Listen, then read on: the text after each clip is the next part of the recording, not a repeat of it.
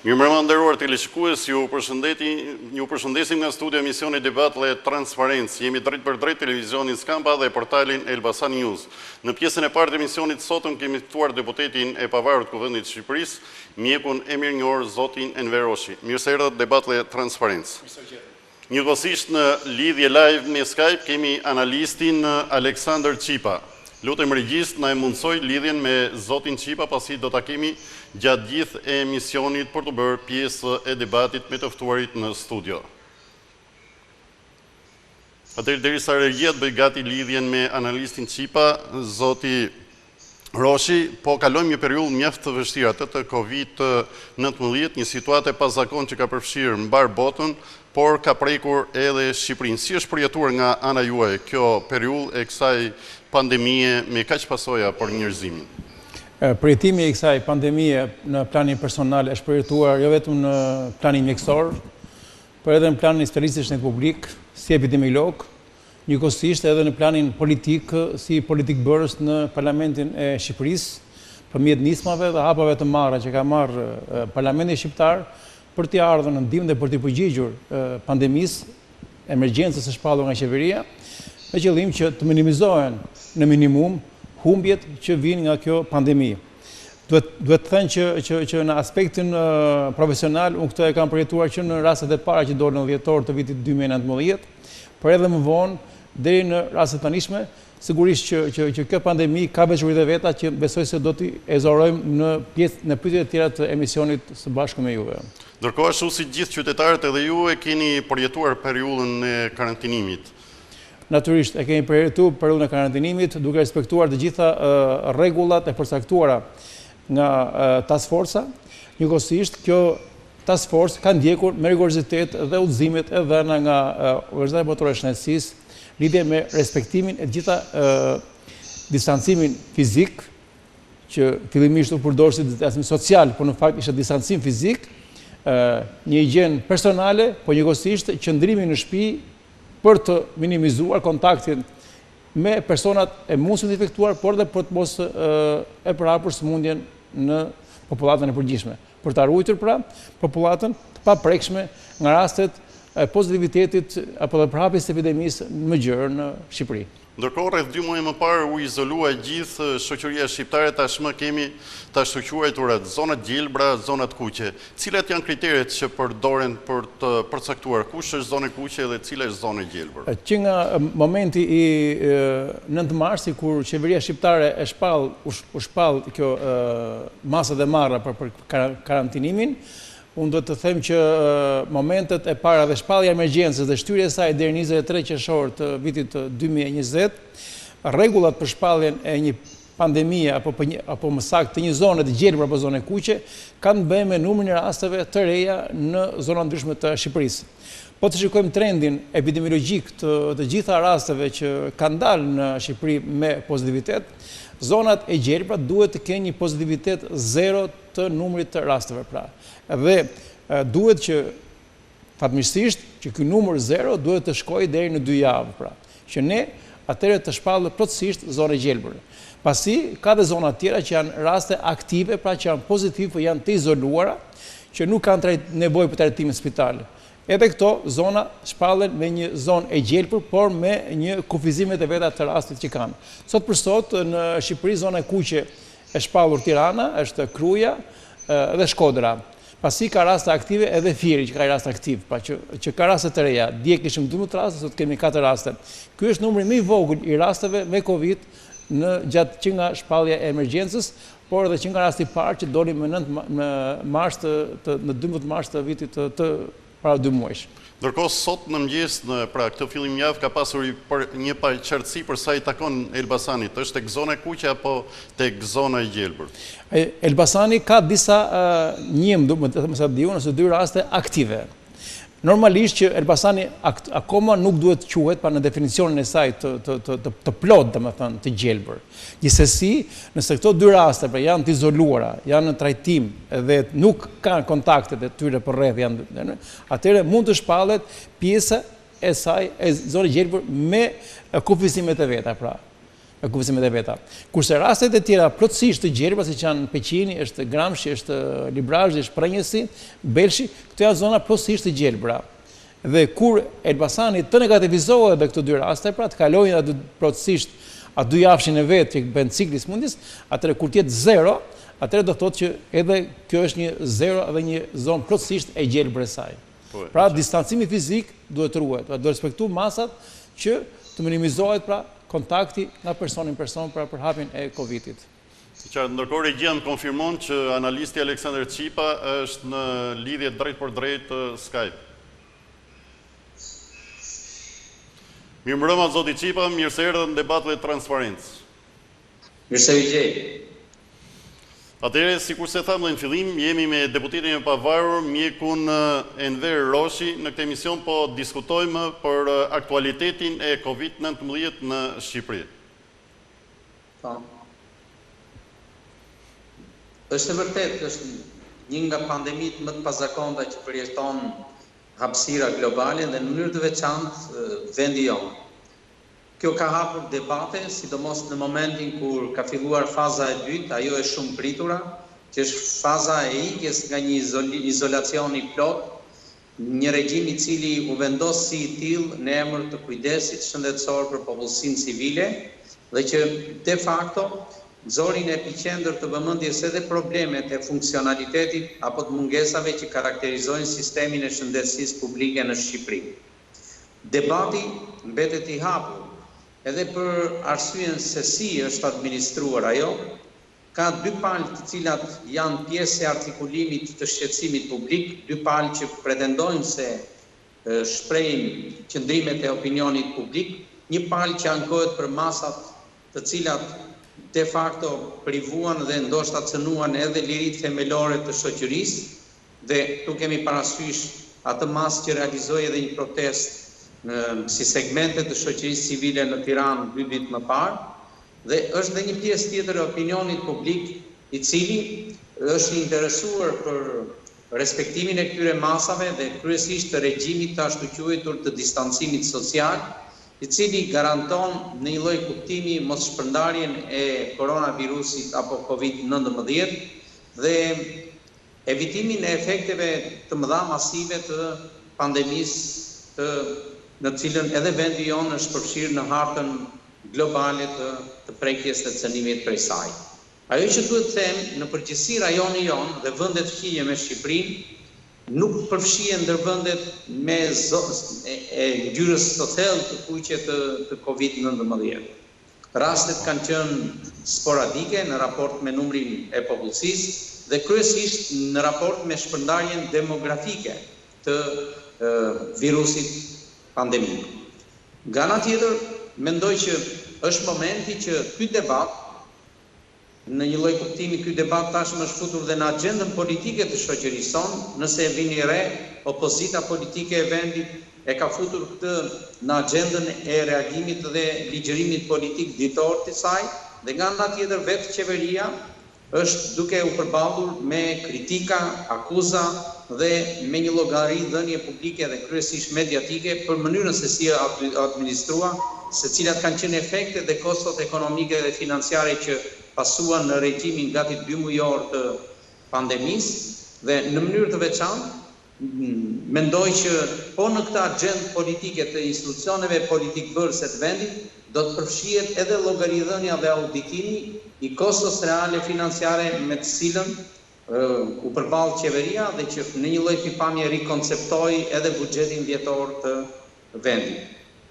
Këto janë paka shumë efektet që janë shumë të rëndësishme sepse ato mund të projektojnë edhe një zhvillim politik në relacionet midis pozitës dhe opozitës së vendit në periudhën pasuese. Dhe kur them periudha pasuese, kryesisht kam parasysh periudhën e verës, qershor, korrik, gusht, gjë që sipas parashikimit personal këto do të shkaktojnë një agjendë të re të marrëdhënies komunikuese, të ligjërimit politik dhe të përballjes politike midis 2 kampeve më të rëndësishme institucionale të politikës së vendit, përkatësisht opozitës dhe shumicës në qeverisje të Partisë Socialiste që drejton kryeministri Rama. E qartë, zoti deputet, ekzistojnë shumë teori rreth shpalljes pandemisë nga organizata botërore e shëndetësisë. Cili është komenti juaj, domethënë? Komenti im mbi shpalljen e pandemisë nga organizata botërore e shëndetësisë ka qenë i hershëm që në fillimet e daljet e mia të para në televizion në muajin mars. Unë kam shprehur rezervat e mia mbi shpalljen më vonesë të pandemisë nga organizata botërore e shëndetësisë. Ka shumë pasi Kina në vetë, siç është akuzuar dhe nga qeveria e Shtetit Bashkuar të Amerikës, po dhe nga shumë ekspertë ndërkombëtar të shtetit publik dhe qeverisë, siç është Anglia apo dhe Gjermania, fshehja e informacionit. Kjo do thotë që numri i të smurëve dhe numri i vdekjeve të raportuar në Wuhan të Kinës ka qenë shumë i pakët. Ndërkohë që vetë smundja, që është në kufit e pandemisë tani, tregon që ritmi i vdekjeve ka qenë i lartë në shumë vende dhe numri të prekurve. Nga ana tjetër, definicioni i pandemisë, pra, i referuar gjithë për kufizimeve shkencore nga ekspertët botëror, ka qenë që nëse smundja kalon kontinentin, atëherë kjo është në kufit e pandemisë. Pra, nëse smundja arrin në Kinë, atëherë quhet një epidemi e lokalizuar në Kinë. Por kjo ushtri dhe preku disa vende në Azi, pastaj u hap në Europë edhe Shtetet Bashkuara të Amerikës, atëherë këtë kriter e plotësoi që në javët e para të muajit janar. Kjo do thotë që pandemia do të shpallur që në muajin janar, fund janarit. Së dyti, qeveria e Kinës në fillim apo dhe OPSH-ja deklaroi që smundja prapet nga kafshët ke njerëzit. Pastaj më 22-23 janar doli përkufizimi që kjo prapet nga njeriu ke njeriu, pra shumë vonë. Gjithsesi, edhe kjo bëri që edhe masa dhe marra nga shumë vende ishin pak të vonuara për shkak të kësaj. Sepse po t'ishte shpallur pandemia që në herët e saj, atëherë Kina do ishte izoluar, kontaktet me avion apo komunikimi me Kinën do ishte nuk do kishte dhe do ishte minimizuar ose nuk do ishte përhapur smundja në vendet e tjera të Europës apo dhe të Amerikës. Pra, ne do ishim sot në gjendje të lirë. Por qënë se ju jeni edhe themelues i degës shëndetit publik në Fakultetin e Mjekësisë dhe keni kontakte të shumta me personalitete dhe studiues të kësaj fushë, si dhe si lektor i disa universiteteve të njohura në Europë dhe në Amerikë. Diçka më shumë rreth kësaj pjese kritike tuaj. Ne rreth kësaj neve kemi një komunikim me gjithë me shkollën e shëndetit publik në Izrael, ku kam marrë studimet. Ata kanë krijuar një takim online që përfshin 142 vende të botës, nga gjithë studentët që kanë marruar prej 40 vitesh në këtë shkollë, pjesë e cilës jemi dhe ne një pjesë studentësh që kemi marruar nga Shqipëria, dhe jemi në updatim të informacioneve mbi koronavirusin, mbi trendin koronavirusit, dhe mbi atë se ç'po bën ky koronavirus për shoqërinë. Në fillimet e veta ky koronavirus ka shfaqur shumë veçori, ka shumë me viruset e tjera. Edhe aq më tepër pritet dhe për një mutacion të këtij virusi në vazhdimsi që nga momenti i daljes së herë të para. Saqë thuhet që ka pësuar disa 10 herë mutacione. Kjo e ka bërë dhe më të vështirë përgjigjen e shumë shkencëtarëve për të prodhuar një vaksinë e cila edhe në kushte normale, kur virusi ka mutacione më të rralla, kërkon kohën e vet për të prodhuar një vaksinë. Tashmë një vaksinë që dalë në treg apo të prodhohet, kërkon të paktën 6 muaj deri 1 vit apo 1 vit e gjysmë që prodhohet vaksina për koronavirusin. Dhe kjo, ajo që është bërë debati i drejtanishëm ka qenë mbi rregullat dhe parandalimin e pandemisë në botë, po edhe përhapjes së epidemisë në vendet tona si Shqipëria apo vende përreth apo edhe në çdo vend të vet. Shkolla të tilla, siç është Izraeli apo të tjera që janë në eminencë të kësaj, rekomandojnë që ato kanë bërë dhe kërkime shkencore për veçoritë e virusit, se ky virus ka veçori që prek moshat e kaluara. Se përse ndodh kjo? Si e shpjegojnë që moshat e treta jo vetëm janë më të rrezikuara, por edhe numri viktimave gati mbi 95% është tek mosha e tretë. Po, probabiliteti i prekjes në koronavirusin ekziston në të gjitha moshat. Kjo do të thotë që dhe moshat e reja preken, por probabiliteti është i ndryshëm nga ato që janë me mosha më 65 vjeç. Ajo që tregojnë edhe studimet që kanë bërë në shkolla izraelite dhe shumë shkencëtarë tregojnë që sistemi imunitar në moshat e vjetra bie ndjeshëm. Kjo jo vetëm bie si mosh, por bie edhe për gjini. Meshkujt për shembull e kanë imunitetin më të ulët se femrat. Kjo tregon që i lidhen edhe çik me teorinë androgjene të këtyre, meshkujt preken 3.5 herë më shumë se sa femrat. Njëkohësisht, moshat e vjetra kanë një problem tjetër që duke qenë që janë të ekspozuara nga faktorët e tjerë rreziku apo sëmundje që quhet komorbiditet. Pra qenia e një diabetiku, një hipertensioni apo një sëmundje të kaluar respiratore e bën më vulnerabël. Meshkujt janë më të ekspozuar ndaj duhampires. Vetëm duhampirja e rrit 14 herë mundësinë e të prekurit nga koronavirusi krahasuar me një duhampirës. Një studim interesant tregonte që nëse je në moshën 80 vjeç dhe nuk ke asnjë faktor rreziku, atëherë ti mund të mbijetosh kësaj sëmundje, edhe mbijetesa jote është diku ke 9 vite. Pra më shkoj 89 vjeç.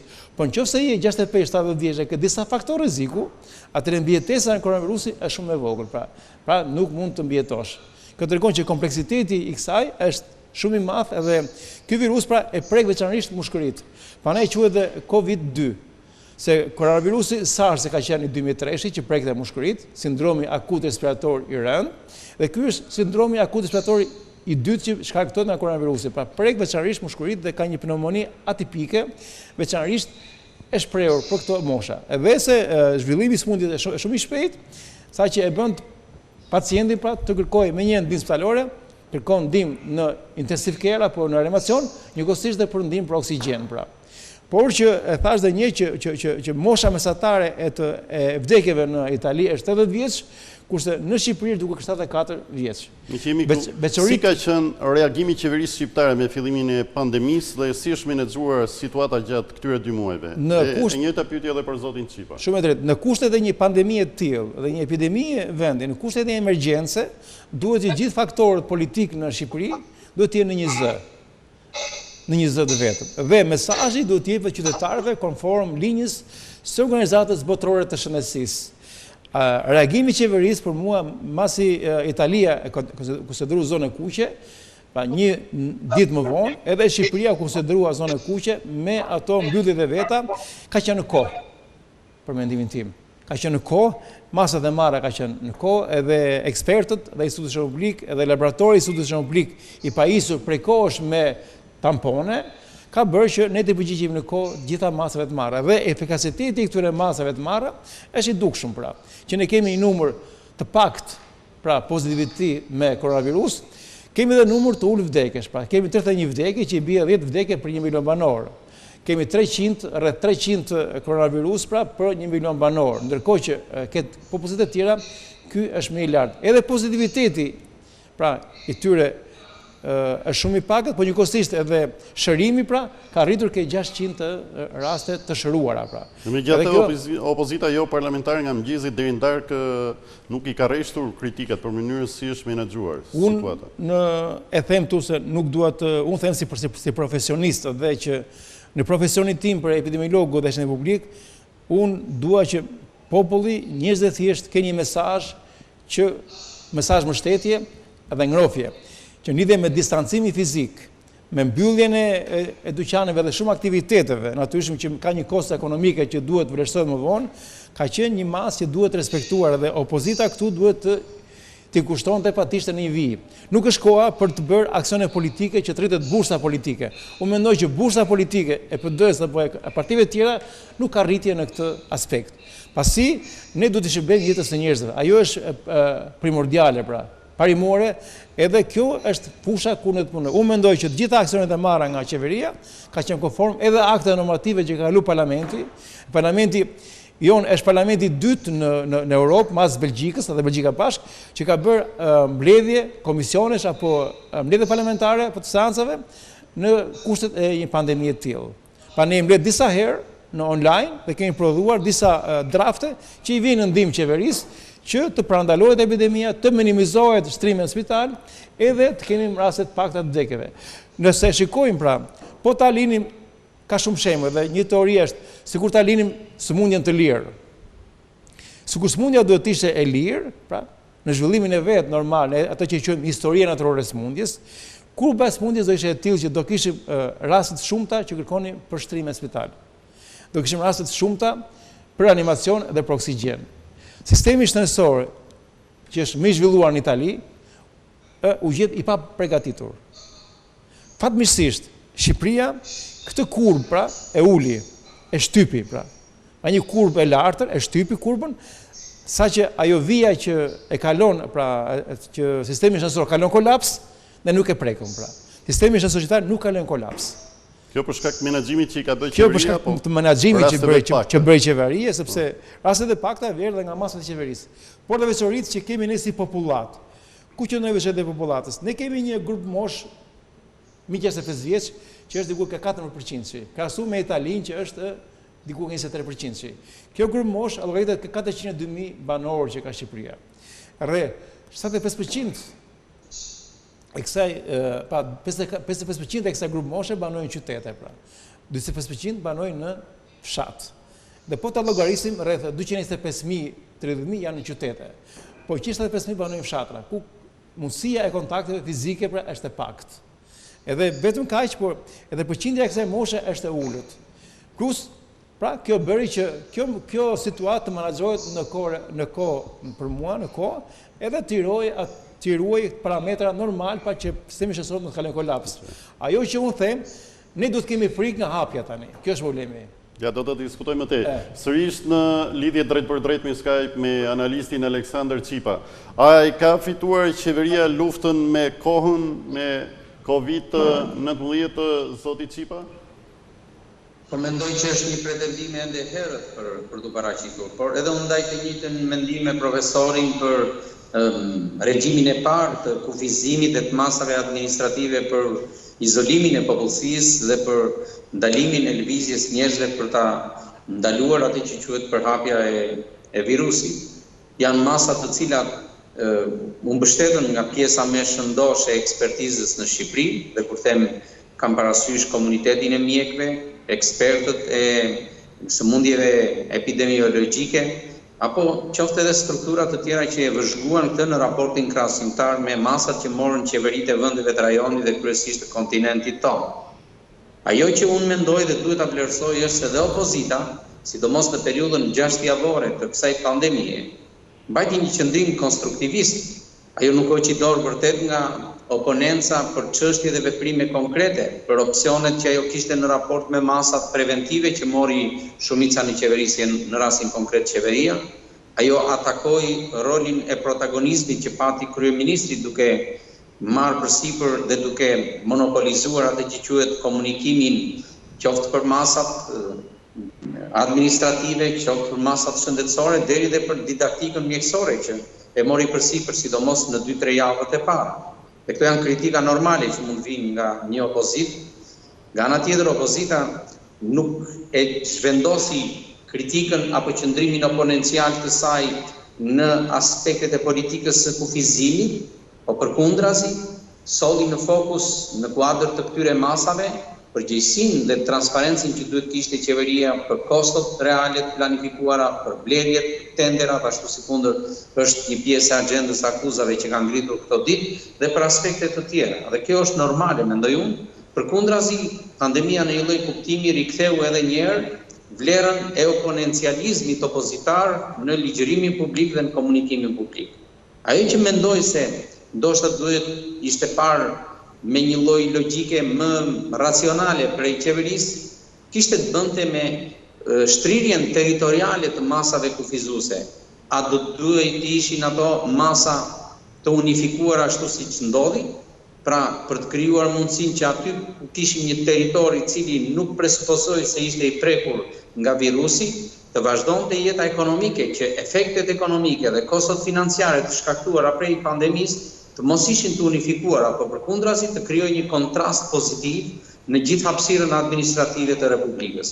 Nëse kjo gjë do ishte bërë, natyrisht ne nuk do të kishim këtë faturë që kemi aktualisht dhe për të cilën vetë qeveria e pranon se cila ka qenë dhe si ka gjeneruar më pas nevojën e marrjes së disa kredive të cilat e rëndojnë buxhetin e shtetit, ulin tregueshmërinë e rritjes ekonomike dhe krijojnë pse jo dhe të panjohura për ato që quheshin treguesit makro të ekonomisë ku përfshihet papunësia, e cila rezulton të jetë më e madhe, falimenti ekonomik dhe financiar kryesisht për bizneset e vogla, kostot preventive sociale që rëndojnë buxhetin dhe kryesisht situatën ekonomike dhe mirëqenien e shoqërisë. Pra, të gjitha këto së bashku mund të ishin parë në një po them me një logjik dhe një kualitet administrativ më racional dhe më efektiv. Në këtë pikë mendoj që arsyetimet e opozitës zyrtare duhen marrë në konsiderat dhe mbeten përparë, sepse në momentin kur pas 3 ose 4 muaj, sepse ne ende nuk e dim se sa do të zgjasin në këto efekte. Sepse në fakt dal nga dal po i rikthehen jetës normale qytetarët, po gjithsesi Doktor Roshi duke respektuar edhe rregullat e përcaktuara nga autoritetet shëndetësore dhe nga qeveria. Unë jam dakord me zotin Qipa kur thotë që disa zona në Shqipëri mund të ishin shpallur prej kohësh, zonat gjelbra, por në definicionin e inkubacionit të smundjes, shfaqje klinike saj, muaj mars dhe 2 javë i parë i prillit ka qenë një muaj vendimtar që pritesh, sepse që të jepet kohë virusit të shfaqjen duhet paktën 2 javë. Edhe mas shpalljes së kësaj zone të emergjencës, disa zona paktën duhet ishin shpallur të gjelbra prej kohësh dhe aty të vësh aktiviteti. Natyrisht duke eliminuar komunikimin me zonat e infektuara.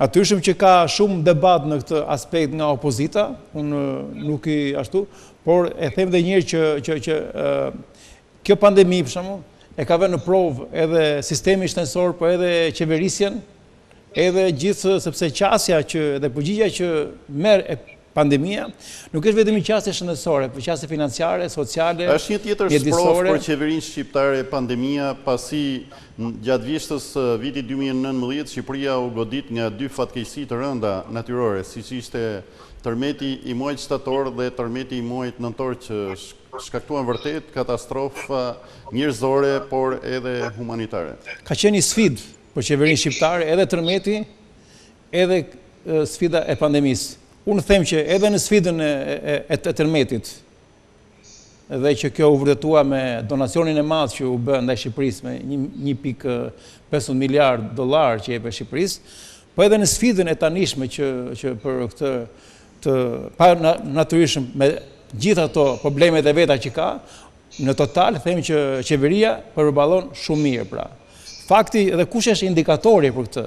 S'ka që indikator shëndetësor, një indikator ekonomik ka ekspertierë që mund t'i masin, indikator shëndetësor është numri i vogël i rasteve pozitive në Shqipëri për 1 milion banor. Së dyti është numri i pakti vdekjeve në Shqipëri. Edhe pavarësisht se Shqipëria vendi kaloi 2 spitale COVID-1, COVID-2, këto spitale asnjëherë nuk kaluan në atë situatën e migarkesës, por kjo fal dhe gjej rastin të falenderoj jo vetëm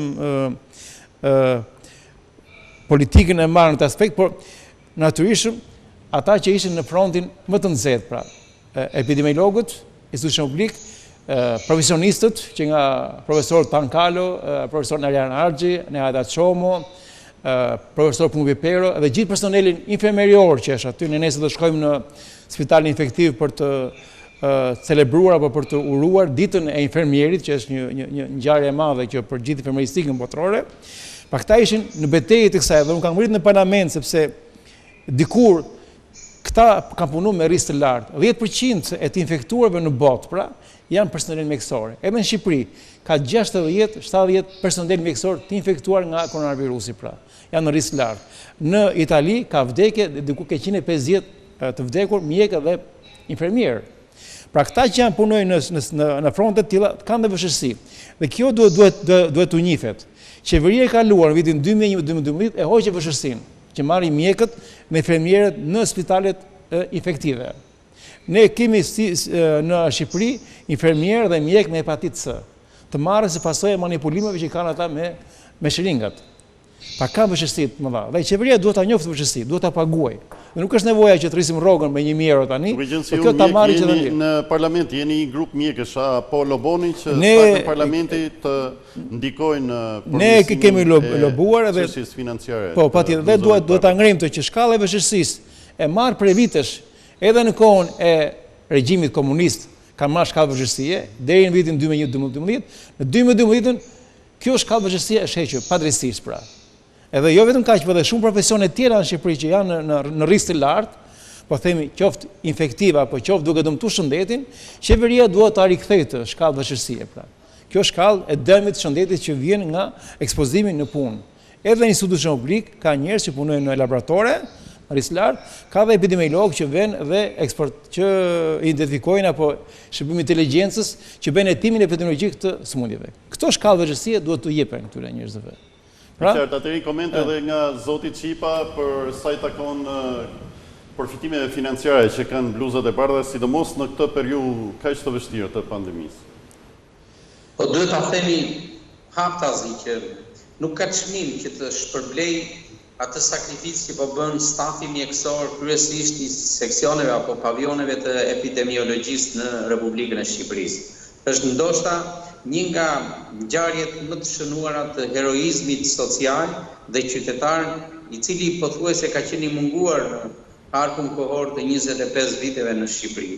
Që të ketë qenë kaq i strukturuar dhe kaq i kolektivizuar nga pikpamja numerike për përfshirjes së personave që vunë në dispozicion, jo vetëm sakrificën fizike, shpirtërore dhe natyrisht riskun familjar dhe shëndetësor, por që krijuan një model të shkëlqyer të qytetarisë sakrifikante për opinionin publik shqiptar.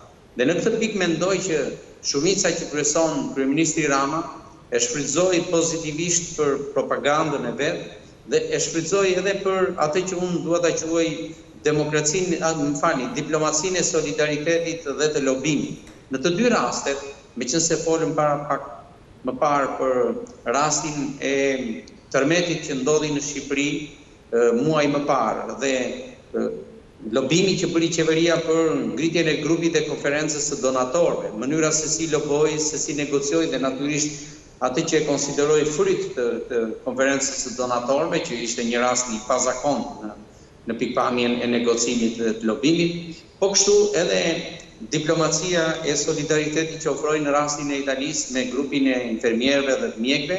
Këto janë dy evente, do të thoshja, publike që për PR-in e qeverisë, për PR-in e shumicës në qeverisje, vlen dhe besoj edhe në periudhat e ballafaqimit elektoral jam i sigurt që do t'i përdori si një pjesë të rezumes për elektoratin dhe për efektin elektoral që mund të kenë.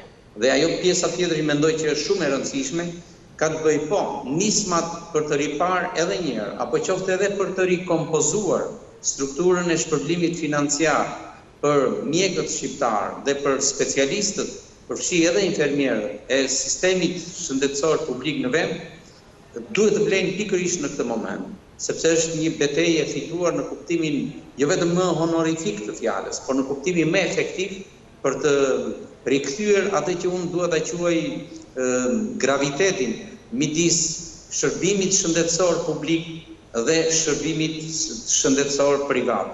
Sistemi i shërbimit shëndetësor publik në Shqipëri ka një traditë qysh nga periudha e mbretërisë dhe kjo traditë duhet vazhdojë edhe në Republikën e sotme, sepse ne jemi fatkeqësisht një popull i varfër, një popull i cili ndan në të gjitha indekset globale fatkeqësisht ndan treguesin e të qenit ndër popujt më të varfër. Një qeveri që do ta përmbysë dhe do ta nxjerrë Shqipërinë nga indekset e karakterizimit si popullsi e varfër, po, ajo mund të ketë të drejtën dhe meritat për të glorifikuar. Deri në momentin që nuk e kemi bërë dhe nuk e ka bërë asnjë qeveri këtë gjë, paktën nuk duhet ta pretendojë. Ne nuk kemi pse të mbetemi më shumë se një shekull një vend i botës së tretë duke qenë në epiqendrën gjeografike të Evropës. Kjo nuk na falet. Ndërkohë që nga pikpamja, dhe këtu po futem në glosarin e deputetit që është edhe profesor mjek, nga pikpamja antropologjike dhe nga genetike, ne përfshihemi ke racat e zgjedhura. Le ta përfaqësojmë këtë përkatësi genetike që kemi. E qartë, ftoj regjim për një blok reklamash dhe rikthehemi pas pak sërish në debatë dhe transparencë.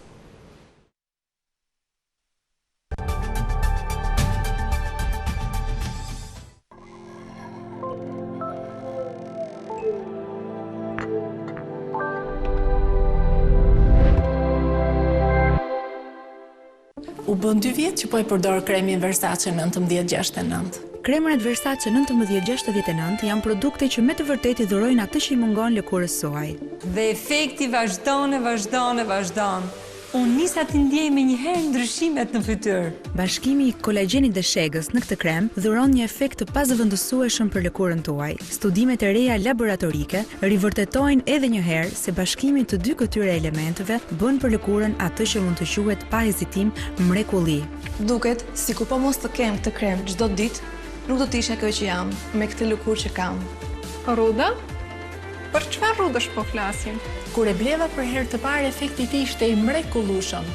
Për herë të dytë, mendova se rash në dashuri me ta, dhe për herë të tretë, vendosa të mos ta ndroj më. Nuk bëhet fjalë që të hiq dorë nga ky krem. Njerëzit habiten kur i tregoj moshën time. Thuaj se të gjithë klientët tanë janë shumë të kënaqur dhe na e dëshmojnë vazhdimisht se lëkura e tyre është përmirësuar ndjeshëm pas përdorimit të kremit Versace 1969 me kolagjen dhe sheg. Për sa kohë do vazhdoj të marr komplimente? Aq kohë do vazhdoj ta përdor kremin Versace 1969. Bëhuni edhe ju pjesë e atyre që janë përdorues të kremit Versace 1969, vetëm duke bërë një telefonat në numrin 045 62 19 69. Jepi edhe ti lëkurës tënde shkëlqim, rini dhe freski. Sekreti i kremrave Versace 1969 qëndron te thjeshtësia e kombinimeve, sekretet e formulave popullore dhe të lashta dhe sigurisht që emri asnjëherë nuk zgënjen. Jeta e një femre duhet të jetë e guximshme, e vendosur dhe pa diskutim shumë e bukur. Sepse ne, femrat, vlejmë. Me kremrat Versace, lëkura juaj do të duket më e re, më e gjallë dhe me kalimin e kohës me më pak rrudha. Ne ju ftojmë të bëheni pjesë e dëshmitarëve tanë dhe të dëshmoni me të vërtetë suksesin që keni patur me përdorimin e kremrave Versace 1969, një produkt i certifikuar nga Bashkimi Evropian. Është nga të rrallat produkte në Shqipëri që ju japin garancinë e plotë. Telefononi tani në 045 62 19 69 dhe përfitoni nga oferta e këtij transmetimi. Disa shije kthehen në tradit. Bëhet e pamundur mos t'i kesh në tryez. Në mëngjeset e shpejta, në vaktet e çdo dite, në ditët e shënuara. Adea vazhdon të mbetet unike në shije dhe e lartë në cilësi. Burimi parë i ushqimit ton, buka, askund më e mirë se aty, me mielin e përzgjedhur me kujdes, për të sjellë ushqimin e sigurt në tavolinën tuaj. E vështirë të përzgjedhësh në shumëllojshmërinë e ëmbëlsirave, tortave, shijeve të akulloreve dhe gjithçkaje tjetër. Çdo gjë e realizuar me recetat më të mira, me mjeshtëri në detaje, sepse është Adea. Shijo me shije, shijo me Adea. Era Travel, udhëtimi më komod se kurdoherë.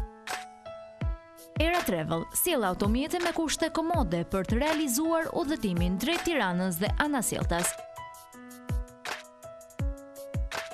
Nisja bëhet e mundur çdo 30 minuta nga ana veriore e pallatit të Sportit Tomor Sinani. Kthejeni udhëtimin tuaj në një kënaqësi me Era Travel. Era Travel, më shpejt, më mirë, më lirë. Estados Cafe. Kafe ekspres më e mirë italiane. Tashmë edhe në qytetin e Elbasanit.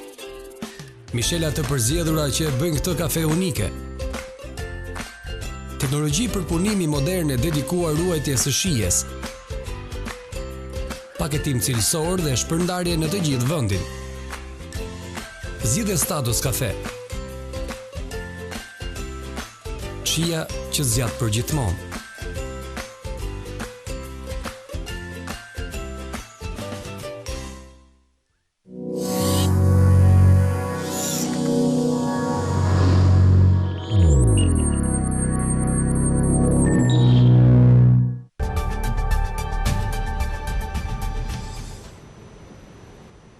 Nderuar teleshikues, jemi rikthyer sërish në transmetim të drejt për drejt emisioni Debat Transparencë këtu në televizionin Skampa dhe Elbasan News. Jemi me deputetin e pavarur të Kuvendit të Shqipërisë, mjekun Enver Roshi, si dhe në lidhje Skype live me analistin Aleksandër Qipa. Atëherë, zoti deputet, sepse është spekuluar shumë duke u thënë që në Shqipëri që janar ka patur raste me COVID-19, madje ka patur edhe viktima, madje numri i tyre shpeshherë sipas opozitës është fshehur jo vetëm gjatë kësaj periudhe, por edhe gjatë 2 muajve të fundit. Si qëndron e vërteta sipas jush, duke qenë se jeni jo vetëm ekspert i shëndetit publik, por edhe një mjek mjaft i njohur që e keni ndjekur situatën nga afër. Unë dua ta filloj këtë përgjigje me një spot të Organizatës Botërore të Shëndetësisë, të shpallur prej kohësh që thoshte infodemia apo epidemia e informacionit. Natyrisht që në ekspertizën tonë epidemiologjike ne bazohemi mbi shifrat dhe mbi dhënat, njëkohësisht dhe evidencat spitalore të cilat merren në konsiderat edhe mjek të njohur që shërbejnë në Spitalin e Smundjeve Infektive në Tiranë.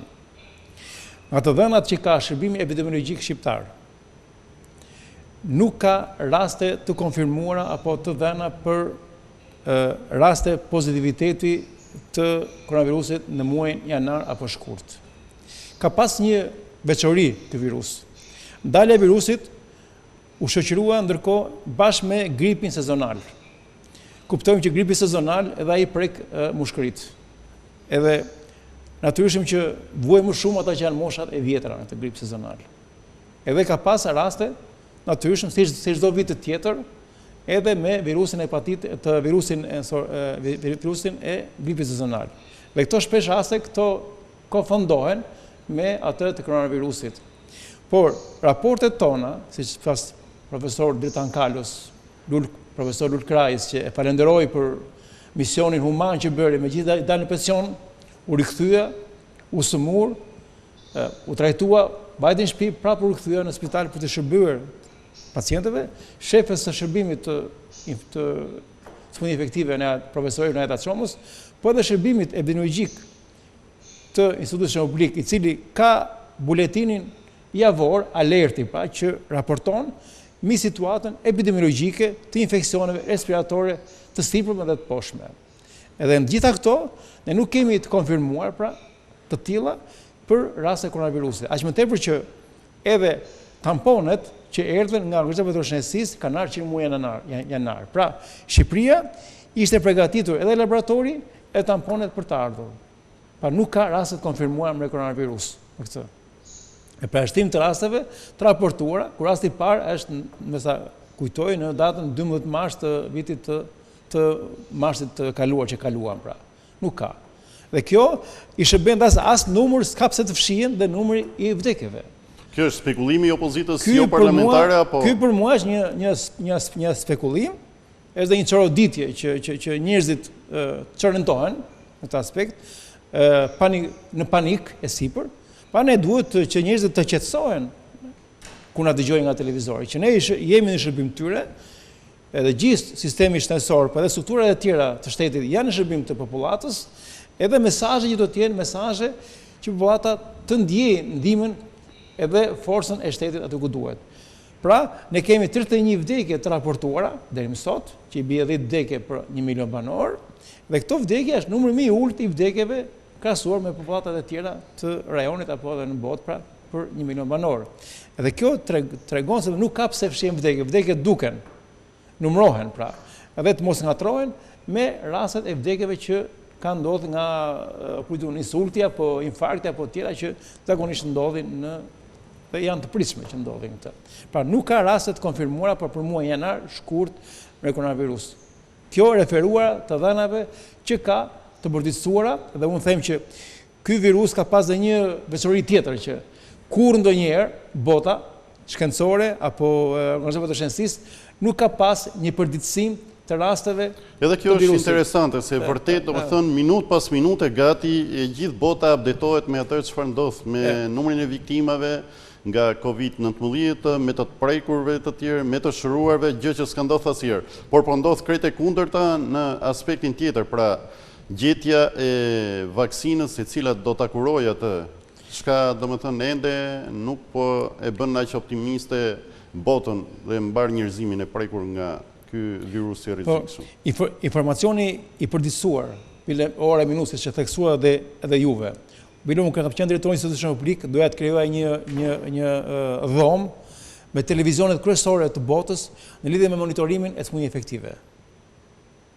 ECDC-a që është në Amerikë, edhe unë kam qenë dhe në Tajvan, që në çdo orë kishin të dhëna për çfarë ndodh në botë rreth saj, me televizione. Sepse gjithë mjekësia botërore është gjetur e papërgatitur për gjithë shoqëria në botë, është shtete, kombe të civilizuara dhe me fuqi të madhe ekonomike, me shërbim inteligjencë. Ideja juaj u realizua, po është ideja ime nuk u realizua në atë kohë, sepse për shkak të financave gjëra nuk ishte kushton e shumë, por do ishte shumë për të pasur një monitorim të përditësuar të momentit të gjithë situatës botërore të smundjeve infektive.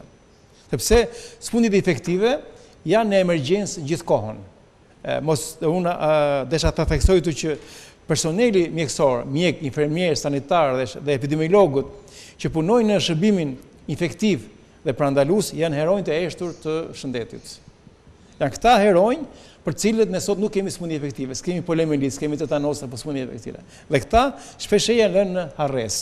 Por në lidhje me vaksinën, pak ditë më parë, kryesuesja e presidencës së Komitetit Evropian bëri një thirrje që diku ke 7.8 miliard euro u grumbulluan për vaksinën. Edhe shumë shtete thonë që vaksina sapo zbulohet do të dalin dhe falas. Por them që edhe po punohet vaksina, për vaksinën është shumë vështirë të prodhohet, sepse ajo duhet të testohet, të kalojë gjithë provat klinike të saj, kalojë edhe vullnetar, pastaj të përhapet apo të futet në treg. Edhe koha e nevojshme për prodhimin e vaksinës, thash dhe pak më parë, është edhe 6 muaj, 1 vit dhe shpesh edhe 1 vit e gjysmë. Pasi ky virus pëson mutacione.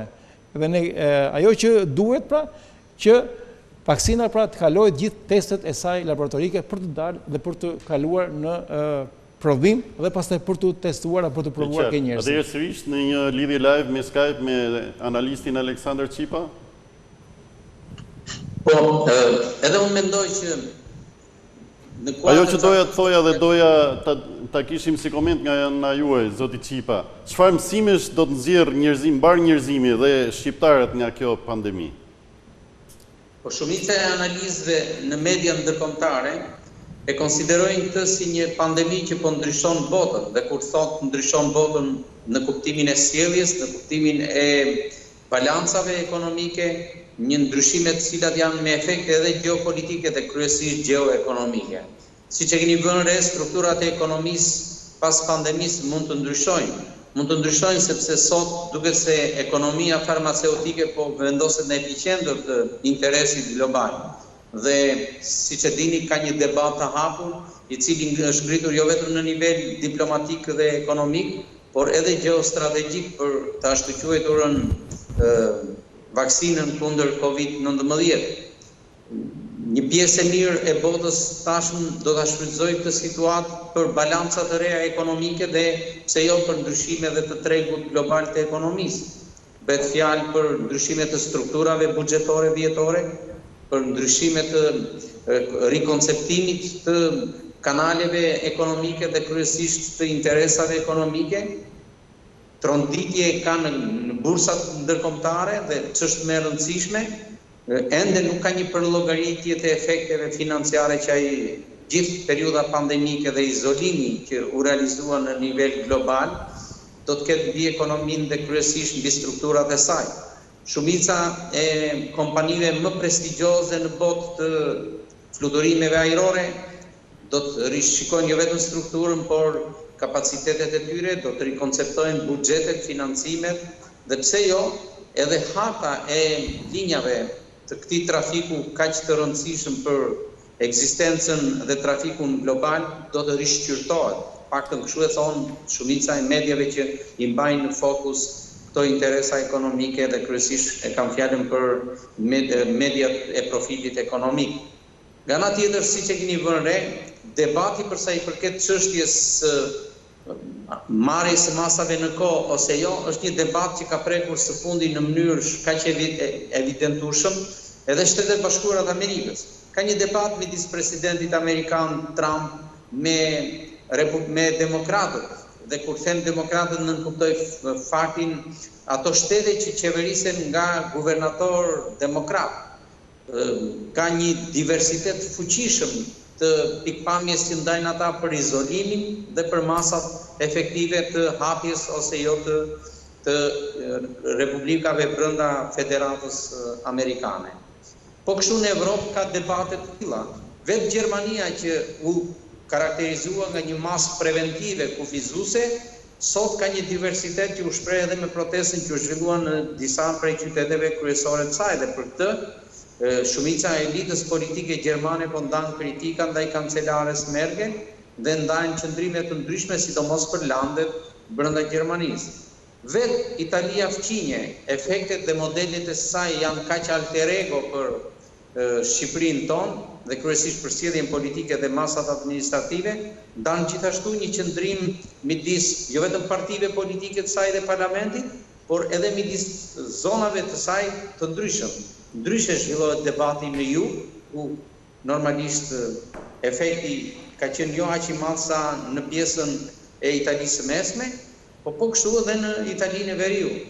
Pra, mendoj që këto qasje, ky debat është natyral, është i natyrshëm edhe brenda mjedisit politik dhe mjedisit të debatit publik shqiptar. Por mendoj që në këtë kuadër një nga gjërat që besoj duhet të rikthehet në një eficiencë administrative ka të bëjë më së shumti me nevojën që ka Shqipëria për dëgjueshmërinë e ekspertizës. Ne kemi vënë re gjatë 2 muajve të pandemisë, pjesa e ardhur si artikulim dhe komunikim publik prej ekspertëve tanë, dhe këtu nuk kam vetëm parasysh zotin Lipero, por edhe bashkëforsi në këtë panel virtual të emisionit tuaj, deputetin e nderuar, kjo ekspertizë ofron një lloj orientimi dhe drejt orientimi për opinionin publik dhe për masat që merr çdo individ në kuadër të një pandemie. Në këtë lloj pikpamje ne se ndërtojmë një qëndrim racional në raport me efektet, me pasojën dhe me parashikueshmërinë. Do të ishte shumë e rëndësishme dhe shëndetshme që në kuadër të këtyre masave të cilat vlerësohen pozitivisht edhe nga ekspertët, por edhe nga aktorët e tjerë të shoqërisë, të kishim një normë më të lartë parashikueshmërie. Dhe kur them parashikueshmërie nuk nënkuptoj pandeminë, se ajo ne nuk i kemi as asetet dhe as kapacitetet për ta parashikuar, por parashikueshmërinë e efekteve dhe e llogaritjes dhe për llogaritjes së asaj që pason pas pandemisë. Dhe e keni vënë re, një nga debatet më të mëdha që tërheq vëmendjen është sektori ku parashikohet që ndikimi i pandemisë dhe i efekteve negative ekonomike dhe financiare të saj të jetë sektori turizmi. Dhe sot një pjesë e mirë e ekspertizës ne nuk na jep një garanci për përfitimin ose jo të sezonit turistik veror, nga i cili turizmi kombëtar vjen të ardhurat më të konsiderueshme. Ndikimit e turizmi atëherë do të kërkonim edhe një opinion të deputetit Roshi, domethënë, a do të fillojë të rimarrë veten turizmin në Shqipëri pas gjithë kësaj situate të krijuar për shkak të COVID-19? Natyrisht që kjo pandemi po shoqërohet me një krizë të madhe financiare, e cila aq më tepër në Shqipëri me vuajtjet që ka sistemi për të thithur lek turizmi, do të apësoj më shumë këtë efekt. Di që në Ministrinë e Turizmit po punohet për të quhet distancimi, dhe unë desha të them këtu një formulë që ne e përdorim që distancimi është i barabartë, për shembull që nëse jemi një person në distancë 1 metër, atëherë 1 pjesëtim për 1 nuk prekesh pra, distancë 1 metër. Po nëse ti afrohesh, atëherë 1 pjesëtim për 0,5 i thon 2 herë, je rrezikuar 2 herë. Nëse afrohesh më shumë ke 0,3, atëherë je 3 herë i rrezikuar për të kapur një koronavirus. Miqimit e kjo na ilustrohet se do të hapen kopshta, çerdhet, do fillojë fillimi i mësimit për maturat shtetërore, do të hapen baret, restorantet. Që në distancat e jashtme, po them për njerëzit që dhe mesazhi që këtu për popullatën përgjithësi, të ruajnë distancimin fizik njëri nga tjetri. Pra 1 metër distancën nga tjetri. Edhe kur shikojnë që ka grumull, duhet distancohet majtës gjatës 1 metër nga grumulli. Kjo vetëm zonat urbane apo edhe në zonat rurale? Në të gjitha zonat urbane dhe mos në zonat rurale besoj kjo respektohet. Por në zona urbane, pasi frika për një valë të dytë, kjo ekziston. Dhe sa më e lartë është distanca, aq më pakta është mundësia për të infektuar nga koronavirusi. Dhe ky është koeficienti i riskut për të infektuar. Dhe distanca në mjediset e jashtme është 1 metra, por mund të shkojë në distancat e brendshme shkon 2 metra. Distancat e brendshme për të mos u prekur. Meqense jemi këtu tani, desha të elaboroj pak në aspektin edhe global, edhe rajonal apo edhe qytetar në Shqipëri. Besoj se mesazhin për distancën fizike dhe sjelljen e higjienës, pra një sjellje shëndetshme, njerëzit do ta kenë parasysh, por njëkohësisht kjo pandemi pra do të sjellë edhe një reflektim të sjelljes në popullatën shqiptare. Ato puthjet e dikush me faqe në faqe, e buzë në buzë, tani nuk duhet të jenë më, jo tani që është koronavirusi, por edhe jashtë koronavirusit. Bota sot është një apokalips, një rrezik të prishjes së ekuilibrit të saj. Ky ekuilibri i vendosur midis natyrës dhe njeriut për miliarda vjetësh është në rrezik të jashtëzakonshëm. Kështu që mbaron pandemia e koronavirusit dhe filloi një pandemi tjetër. Dhe pse vjen kjo pandemi? Kjo vjen thjesht për zhvillimin industrial që ka marrë sot bota, për shërimin e sasive të mëdha të dioksidit të karbonit, për prerjen pa kriter të pyjeve dhe të masës gjelbër. Të gjithë gjallësat në botë, të gjithë ato që digjen, harxojnë oksigjen. Vetëm pyjet janë ato cilat bëjnë pastrimin e asaj, edhe ndotje mjedisit. Qytetarë shqiptar do ta dinë që çdo plastik, çdo qesje, çdo hedhje në mjedis, çdo pemë prerë ndikon në shëndetin e tyre. Organizata Botërore e Shëndetësisë thotë, mendosi globalist dhe veprosi lokalist. Të vjen keq kur tani neve kalojmë sezonin dhe themi shqyqy që vjen kacira që virusi të bjerë, pra të ngorë virusi, nga tjetër rrezikojmë nga zjarret që do përhapen në gjithë Shqipërinë. Kjo është frika më e madhe që mua më shqetëson edhe si ambientalist, pra. Se mjedisi është në krizë të madhe dhe ky mjedis do prodhoj viruse dhe shtame shumë të rrezikshme për zhdukjen e njerëzimit. Dhe se bota vetë në këtë krizë që është do t'ia përgjigje. Qëndrimi i përgjithshëm është qëndrimi qytetar, pra. Çfarë roli ka mund qytetar në lidhje me mjedisin? Ku jetoj, ku banoj, ku shkoj, ku eci? Pa çdo pjesë, çdo mbeturinë e hedhur në mjedis është një burim ndotës dhe burim sëmundje shkaktues. Dhe neve presim pra që sëmundjet infektive të jenë rreziku kryesor i njerëzimit. Njerëzit mund mos duken nga sëmundjet e zemrës, nga tumore, do vdesin disa, por sëmundjet infektive përbëjnë një kërcënim real të jetës së popullit tonë, veçanërisht që është i pakujdesshëm në ndërhyrjet në sistemin ujitës, në sistemin e ujit pishëm, në mjedis, në pyje, e kudo që është. Po të shikosh lumenjtë e Shqipërisë janë s'ka jetë. Pra kjo ndodh se gjithë projektet malor janë të tharë një pjesë e madhe si edhe qeveria e ndërtimit të hecit qeveria duhet të shikojë të gjithë ndotura të gjitha shtretërit e lumeve kryesorë të vendit. Qeveria duhet të shikojë të gjithë politikën e saj në lidhje me decentrale lokale që bën. Po ngordh jeta dhe biomasa e këtyre zonave që thuaj. Dhe sot kompanitë të tjera, siç është kompania ajo që ka hedhur mjetet mjekësore në lumin Erzen, duhet të hiqet licenca, duhet dënohet. Dënimi duhet të jetë maksimal. Unë e konsideroj një lloj vepër terroriste, si ata që hedh shtyllën e tensionit lart dhe atë që djeg pyllin. Djegja e malit Priskës në Tiranë e kalon dhe për masat e një demi të vogël. Çdo djegje, çdo demi mjedisit do të klasifikohet e të dënohet në mënyrë më të ashpër. Bile dhe ai që hedh një pjesë plastike, t'japi numrin jeshil, e dënohet me targa makinës të kapet dënohet. Me gjoba të rënda. Janë për këtë që çdo ndotje mjedisit të marrin ndëshkimin e duhur. Nuk mund t'ia lëm mjedisin në duar të sharlatanëve, por duhet marrin masa që ky mjedis të ruhet.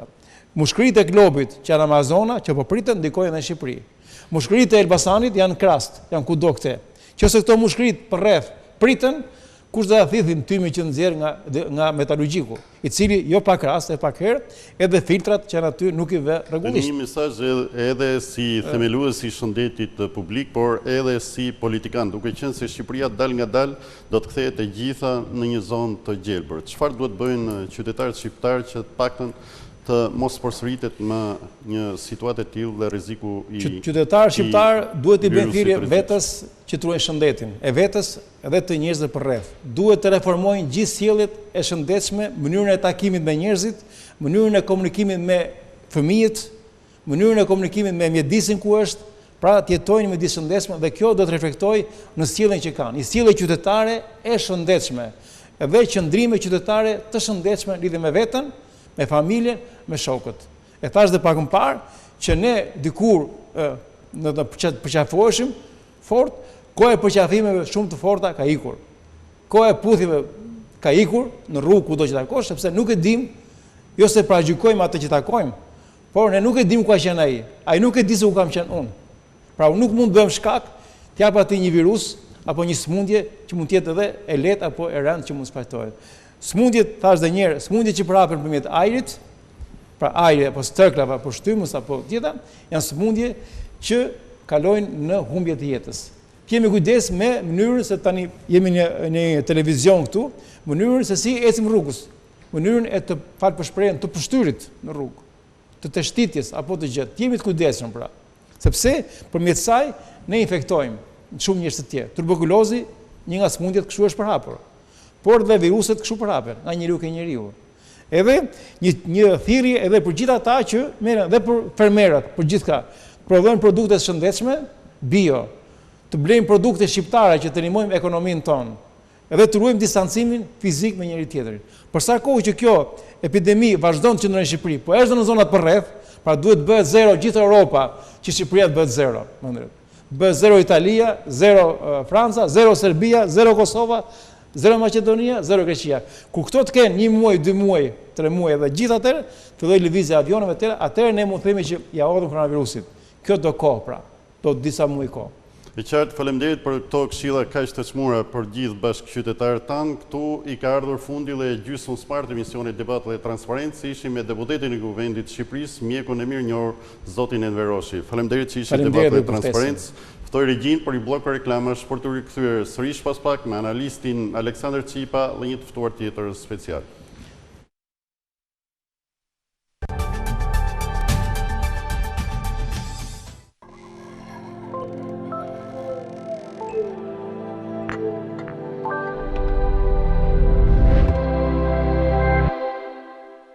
U bën 2 vjet që po e përdor kremin Versace 1969. Kremrat Versace 1969 janë produkte që me të vërtetë i dhurojnë atë që i mungon lëkurës suaj. Dhe efekti vazhdon.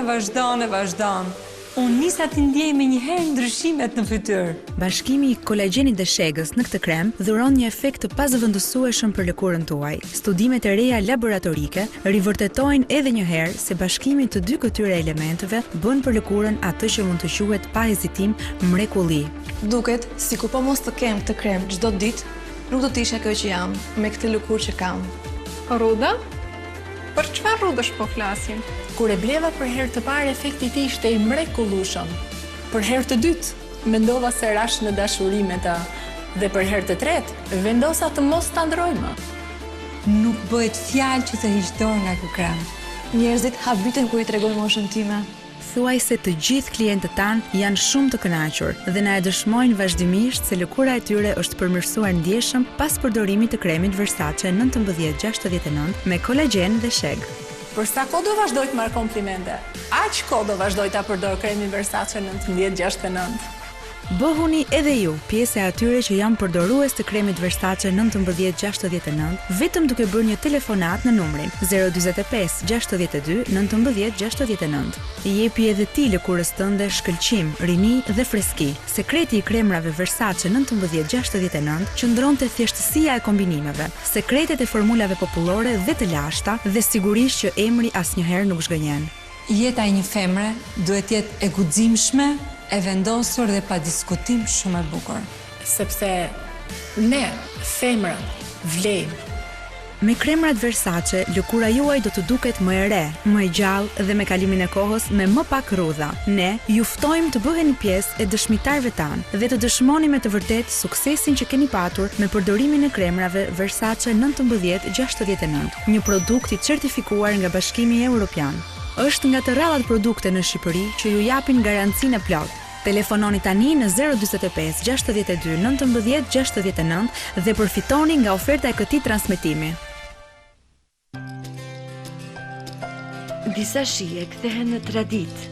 Bëhet e pamundur mos t'i kesh në tryez. Në mëngjeset e shpejta, në vaktet e çdo dite, në ditët e shënuara. Adea vazhdon të mbetet unike në shije dhe e lartë në cilësi. Burimi i parë i ushqimit ton, buka, askund më e mirë se aty, me mielin e përzgjedhur me kujdes, për të sjellë ushqimin e sigurt në tavolinën tuaj. E vështirë të përzgjedhësh në shumëllojshmërinë e ëmbëlsirave, tortave, shijeve të akulloreve dhe gjithçkaje tjetër. Çdo gjë e realizuar me recetat më të mira, me mjeshtëri në detaje, sepse është Adea. Shijo me shije, shijo me Adea. Era Travel, udhëtimi më komod se kurdoherë. Era Travel sjell automjete me kushte komode për të realizuar udhëtimin drejt Tiranës dhe Anasjelltas. Nisja bëhet e mundur çdo 30 minuta nga ana veriore e Pallatit të Sportit Tomor Sinani. Ktheheni udhëtimin tuaj në një kënaqësi me Era Travel. Era Travel, më shpejt, më mirë, më lirë. Estados Cafe. Kafe ekspres më e mirë italiane. Tashmë edhe në qytetin e Elbasanit. Mishela të përzgjedhura që bëjnë këtë kafe unike. Teknologji për punimi moderne dedikuar ruajtjes së shijes. Paketim cilësor dhe shpërndarje në të gjithë vendin. Zgjidh Estados Cafe. Shija që zgjat për gjithmonë.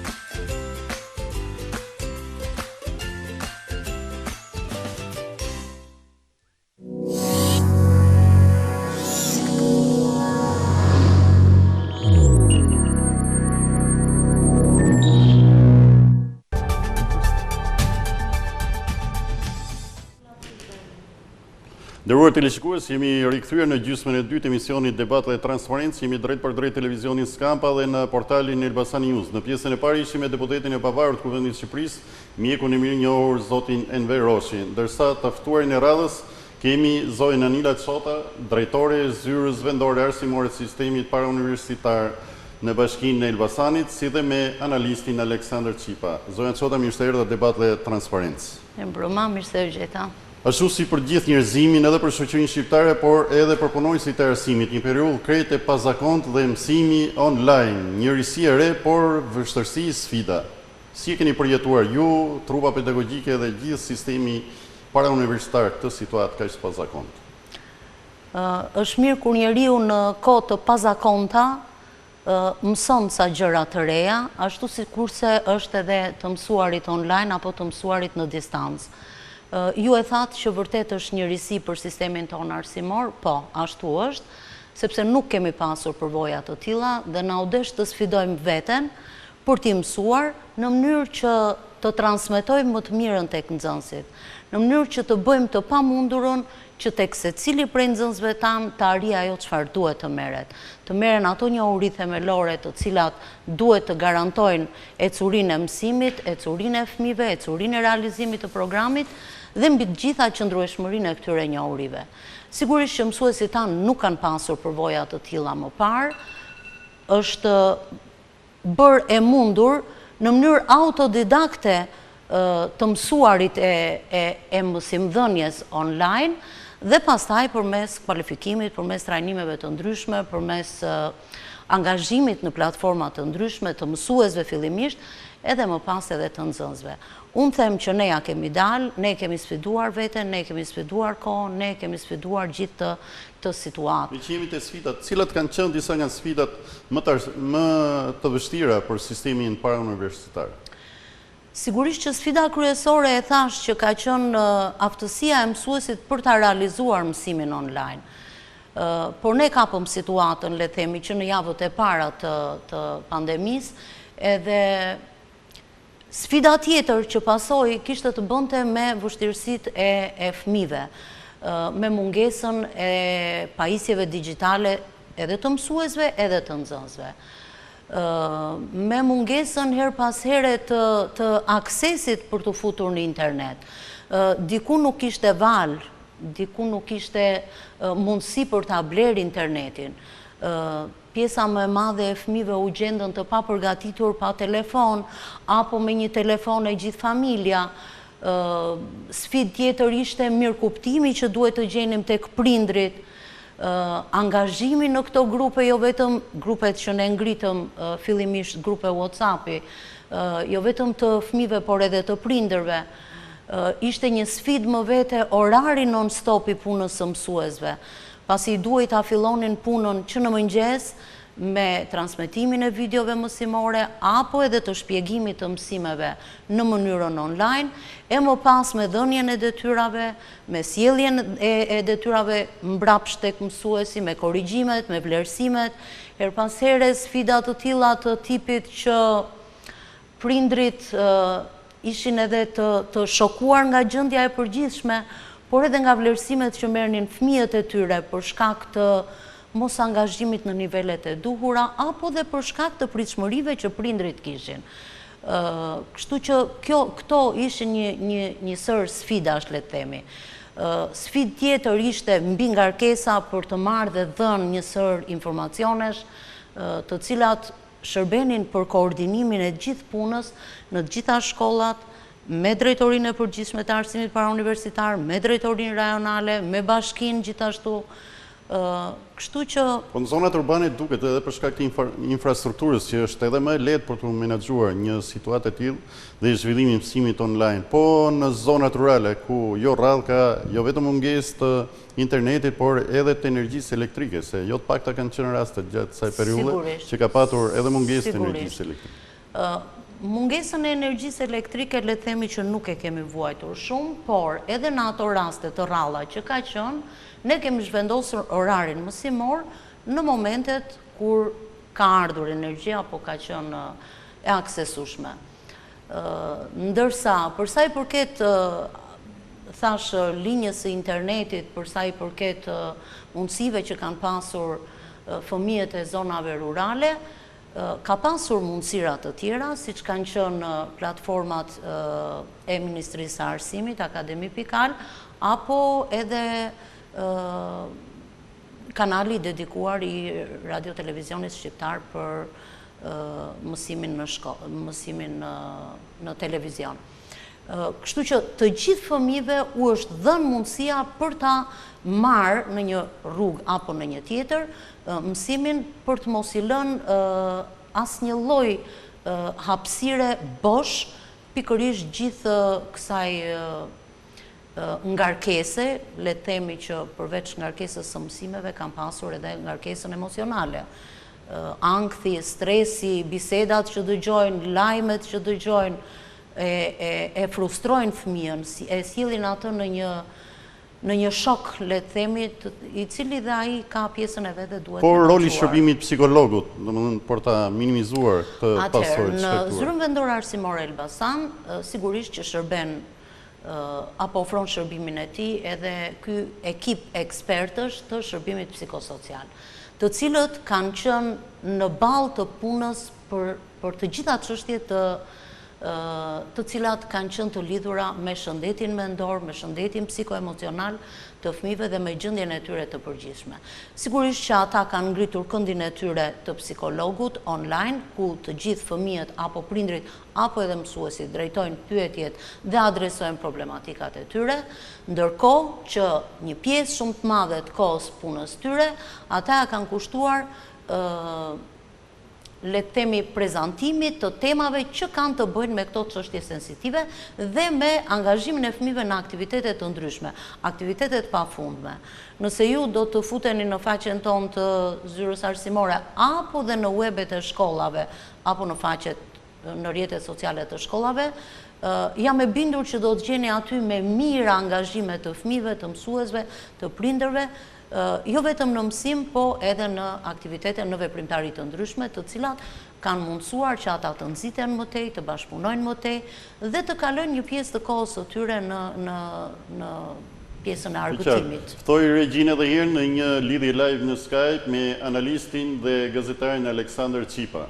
Pra, jemi me drejtorin e zyrës arsimore vendore të sistemit parauniversitar në Elbasan, zonën Anila Cota, dhe po flasim për arsimin parauniversitar dhe pasojat që ka shkaktuar COVID-19.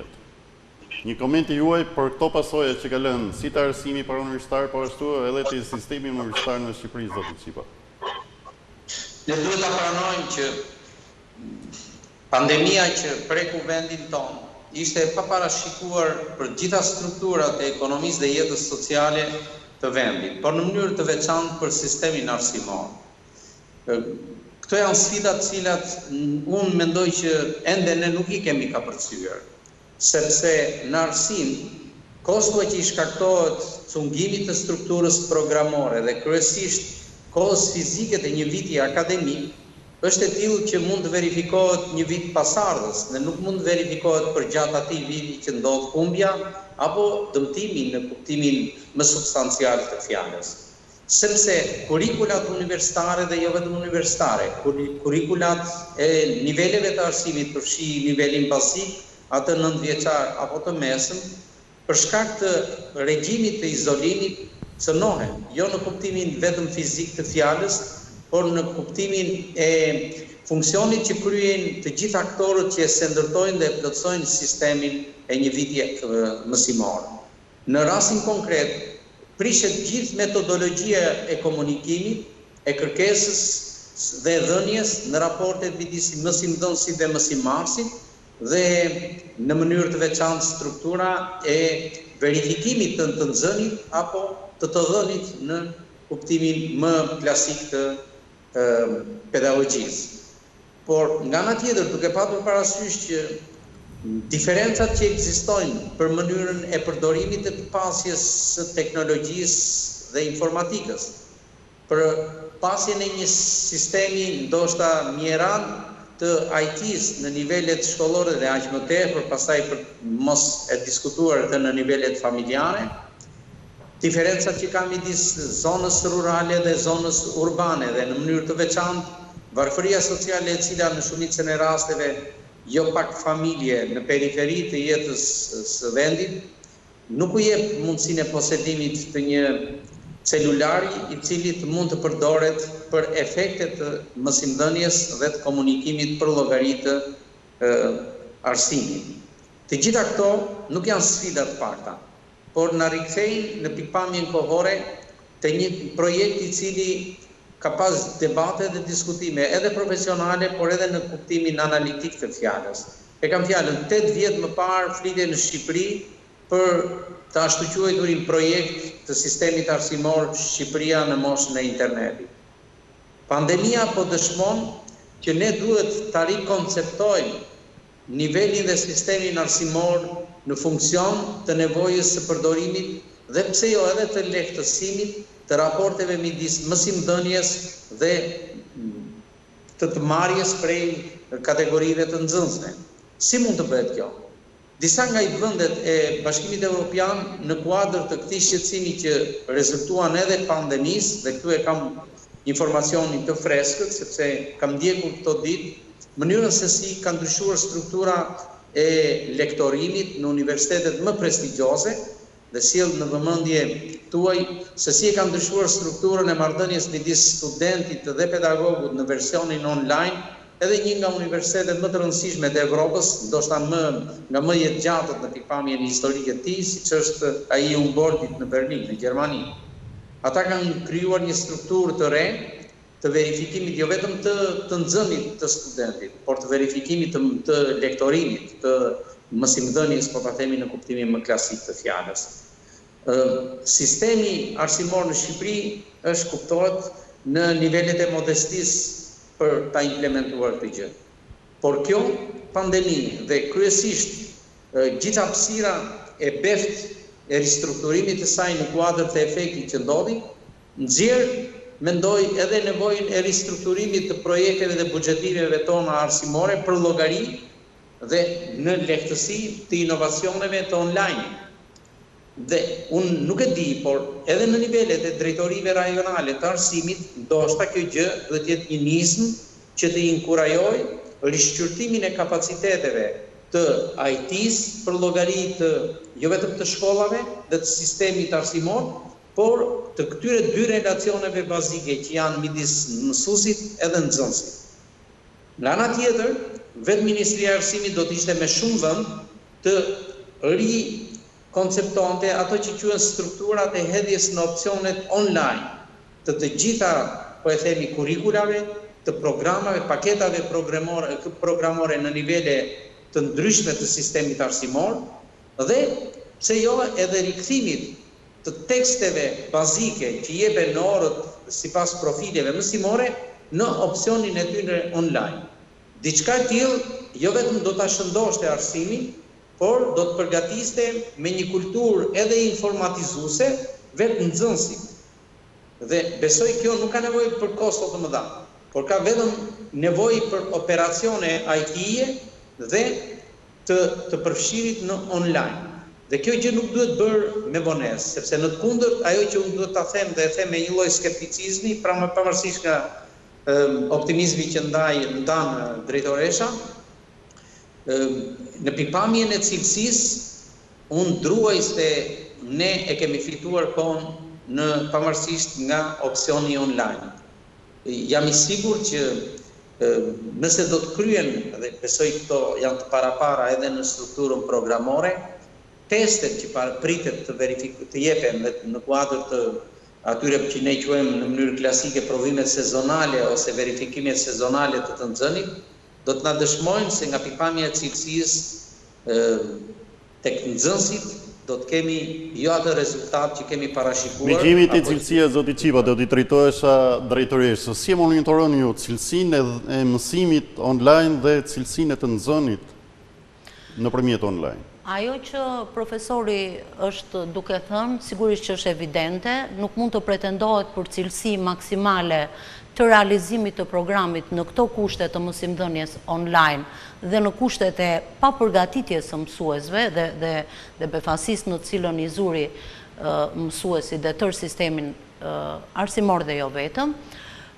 por sigurisht që ne përpjekjet I kemi bërë që të bëjmë më të mirën e mundshme. Jemi të vetëdijshëm që kjo gjë e ka dëmtuar cilësinë e mësimit, le të themi, por ka qenë, thash, mënyra më e mirë e mundshme për të ofruar cilësi të këtij shërbimi arsimor në këto kushte. Por kjo nuk do të mbetet me kaq, për arsye sepse ky vit shkollor do të mbyllet, por fillimi I vitit tjetër do t'i gjejë të gjithë mësuesit dhe gjithë sistemin arsimor para universitar me përsëritje të gjithë njohurive të cilat janë marrë online. Pra kjo do të arris nivelin e cilësisë. Ju po më pyesni në lidhje me monitorimin. Ne jemi gjatë gjithë kohës në monitorim të mësimit online dhe sigurisht edhe të cilësisë. Ajo që ne jemi përpjekur të ofrojmë për të rritur këtë cilësi, pra në dobi të cilësisë së mësimdhënies, është angazhimi I mësuesve më të mirë të rjetëve profesionale të ngritura në ZVA-n Elbasan në të dy ciklet, dhe në arsimin fillor dhe në arsimin e mesëm, të ulët dhe atë të lartë. Janë përgatitur video mësimore cilësore nga këta mësues më të mirë dhe janë vënë në dispozicion për të gjithë mësuesit. Madje, unë jam krenare ta them këtë, jo vetëm për mësuesit në ZVA-n e Elbasanit, por për gjithë Shqipërinë në bashkëpunim sigurisht me drejtorinë e përgjithshme të arsimit parauniversitar. Janë përgatitur video mësimore për të gjitha lëndët nga klasa e parë deri në klasën e 12 në disa variante dhe këto u janë dërguar mësuesve për t'i përdorur në rastet kur ata vetë nuk kanë pasur mundësi që t'i realizojnë këto video, apo kur kanë dashur një ballafaqim apo një diskutim apo një bashkëpunim edhe me kolegët. Dhe kjo unë besoj që I ka shërbyer për mirësimit të cilësisë dhe sigurisht është totalisht e monitoruar nga ana jonë. Por, gjithashtu, ne kemi realizuar edhe monitorim nëpërmjet bisedave telefonike me nxënës dhe me prindër, kemi përdorur Google Form për të vjelur këtë informacion dhe kemi marrë vlerësim nga prindrit edhe nga nxënësit, I cili për hir të së vërtetës ka qenë vlerësim mjaft pozitiv. Ne jemi befasuar nga përgjigjet e disa prindërve, të cilët nuk e kanë ditur gjithë të punë voluminoze që një mësues bën me fëmijën e tij. Dhe tashmë që ai është prezent në çdo moment, sigurisht që është shprehur falënderues dhe mirënjohës për këtë. Madje unë do ta lexoja dhe si një nga mësimet e nxjerra nga kjo kohë pandemie dhe nga mësimi online, pikërisht ndërtimi i një marrëdhënie shumë të ngushtë midis mësuesve, nxënësve dhe prindërve, dhe uroj që kjo të jetë dhe në vijim. Çfarë mund bëhet tjetër më mirë se sa kaq?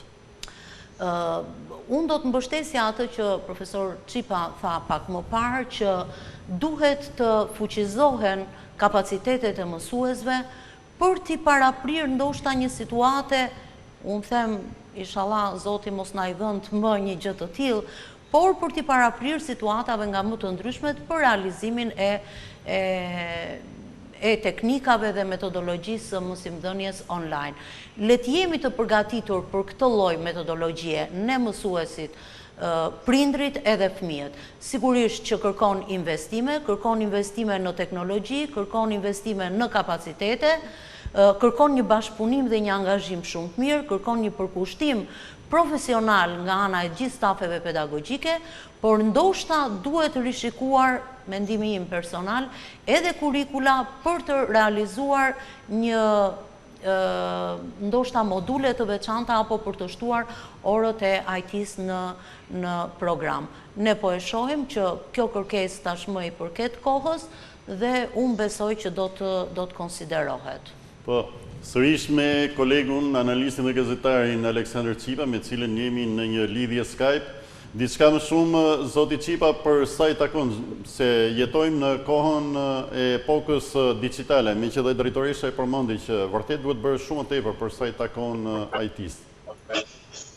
Po mendoj që është emergjente që Ministria e Arsimit dhe planifikuesit e sistemit arsimor në Shqipëri të marrin në konsiderat alternativën e online në kuptimin më dimensional të fjalës, që do të thotë bëhet fjalë për opsionin online të teksteve, duhet të riparë politika midis teksteve të unifikuara dhe teksteve alternative, kjo në pikpamjen edhe të online-it duhet të gjejë mishëri, nga ana tjetër strukturat dhe kurikulat vjetore për të gjitha klasat apo nivelet e sistemit arsimor duhet jenë edhe në përputhje me mundësitë që ofrohen përmes online.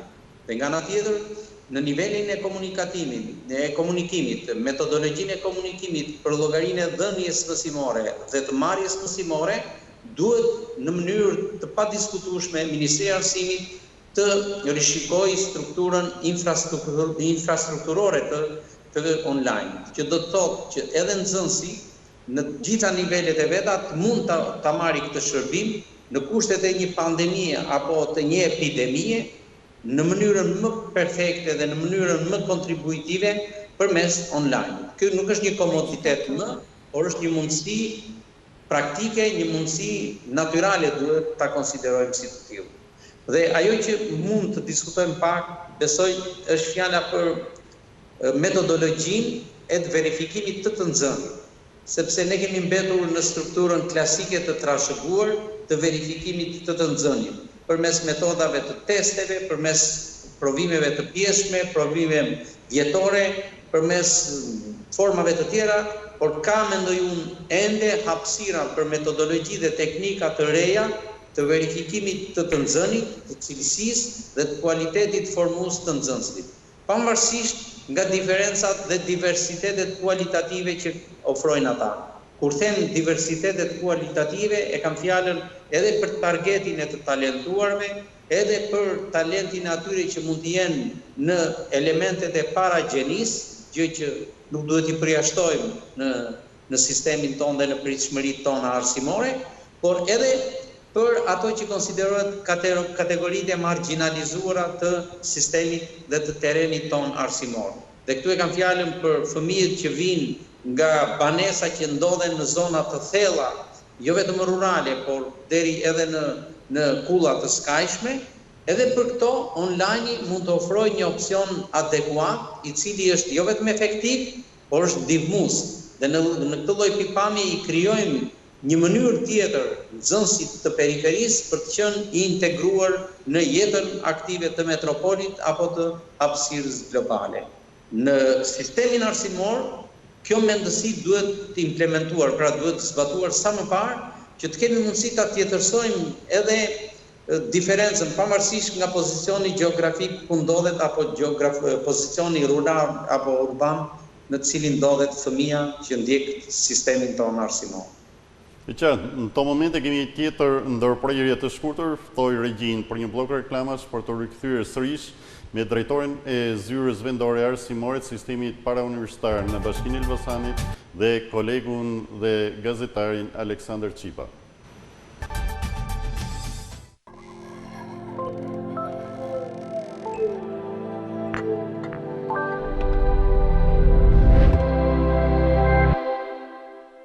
U bën 2 vjet që po e përdor kremin Versace 1969. Kremrat Versace 1969 janë produkte që me të vërtetë i dhurojnë atë që i mungon lëkurës suaj. Dhe efekti vazhdon. Unë nisa të ndjej me njëherë ndryshimet në fytyrë. Bashkimi i kolagjenit dhe shegës në këtë krem dhuron një efekt të pazëvendësueshëm për lëkurën tuaj. Studimet e reja laboratorike rivërtetojnë edhe një herë se bashkimi të dy këtyre elementeve bën për lëkurën atë që mund të quhet pa hezitim mrekulli. Duket si ku po mos të kem këtë krem çdo ditë, nuk do të isha kjo që jam me këtë lëkurë që kam. Rruda? Për çfarë rrudësh po flasim? Kur e bleva për herë të parë, efekti i tij ishte i mrekullueshëm. Për herë të dytë, mendova se rash në dashuri me ta, dhe për herë të tretë, vendosa të mos ta ndroj më. Nuk bëhet fjalë që të hiq dorë nga ky krem. Njerëzit habiten kur i tregoj moshën time. Thuaj se të gjithë klientët tanë janë shumë të kënaqur dhe na e dëshmojnë vazhdimisht se lëkura e tyre është përmirësuar ndjeshëm pas përdorimit të kremit Versace 1969 me kolagjen dhe sheg. Për sa kohë do vazhdoj të marr komplimente? Aq kohë do vazhdoj ta përdor kremin Versace 1969. Bëhuni edhe ju pjesë e atyre që janë përdorues të kremit Versace 1969, vetëm duke bërë një telefonat në numrin 045 62 19 69. Jepi edhe ti lëkurës tënde shkëlqim, rini dhe freski. Sekreti i kremrave Versace 1969 qëndron te thjeshtësia e kombinimeve, sekretet e formulave popullore dhe të lashta dhe sigurisht që emri asnjëherë nuk zgënjen. Jeta e një femre duhet jetë e guximshme, e vendosur dhe pa diskutim shumë e bukur. Sepse ne, femrat, vlejmë. Me kremrat Versace, lëkura juaj do të duket më e re, më e gjallë dhe me kalimin e kohës me më pak rrudha. Ne ju ftojmë të bëheni pjesë e dëshmitarëve tanë dhe të dëshmoni me të vërtetë suksesin që keni patur me përdorimin e kremrave Versace 1969, një produkt i certifikuar nga Bashkimi Evropian. Është nga të rrallat produkte në Shqipëri që ju japin garancinë e plotë. Telefononi tani në 045 62 19 69 dhe përfitoni nga oferta e këtij transmetimi. Disa shije kthehen në traditë. Bëhet e pamundur mos t'i kesh në tryez. Në mëngjeset e shpejta, në vaktet e çdo dite, në ditët e shënuara. Adea vazhdon të mbetet unike në shije dhe e lartë në cilësi. Burimi i parë i ushqimit ton, buka, askund më e mirë se aty, me mielin e përzgjedhur me kujdes, për të sjellë ushqimin e sigurt në tavolinën tuaj. E vështirë të përzgjedhësh në shumëllojshmërinë e ëmbëlsirave, tortave, shijeve të akulloreve dhe gjithçkaje tjetër. Çdo gjë e realizuar me recetat më të mira, me mjeshtëri në detaje, sepse është Adea.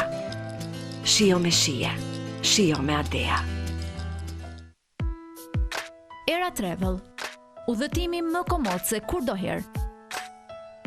Era Travel sjell automjete me kushte komode për të realizuar udhëtimin drejt Tiranës dhe Anasjelltas.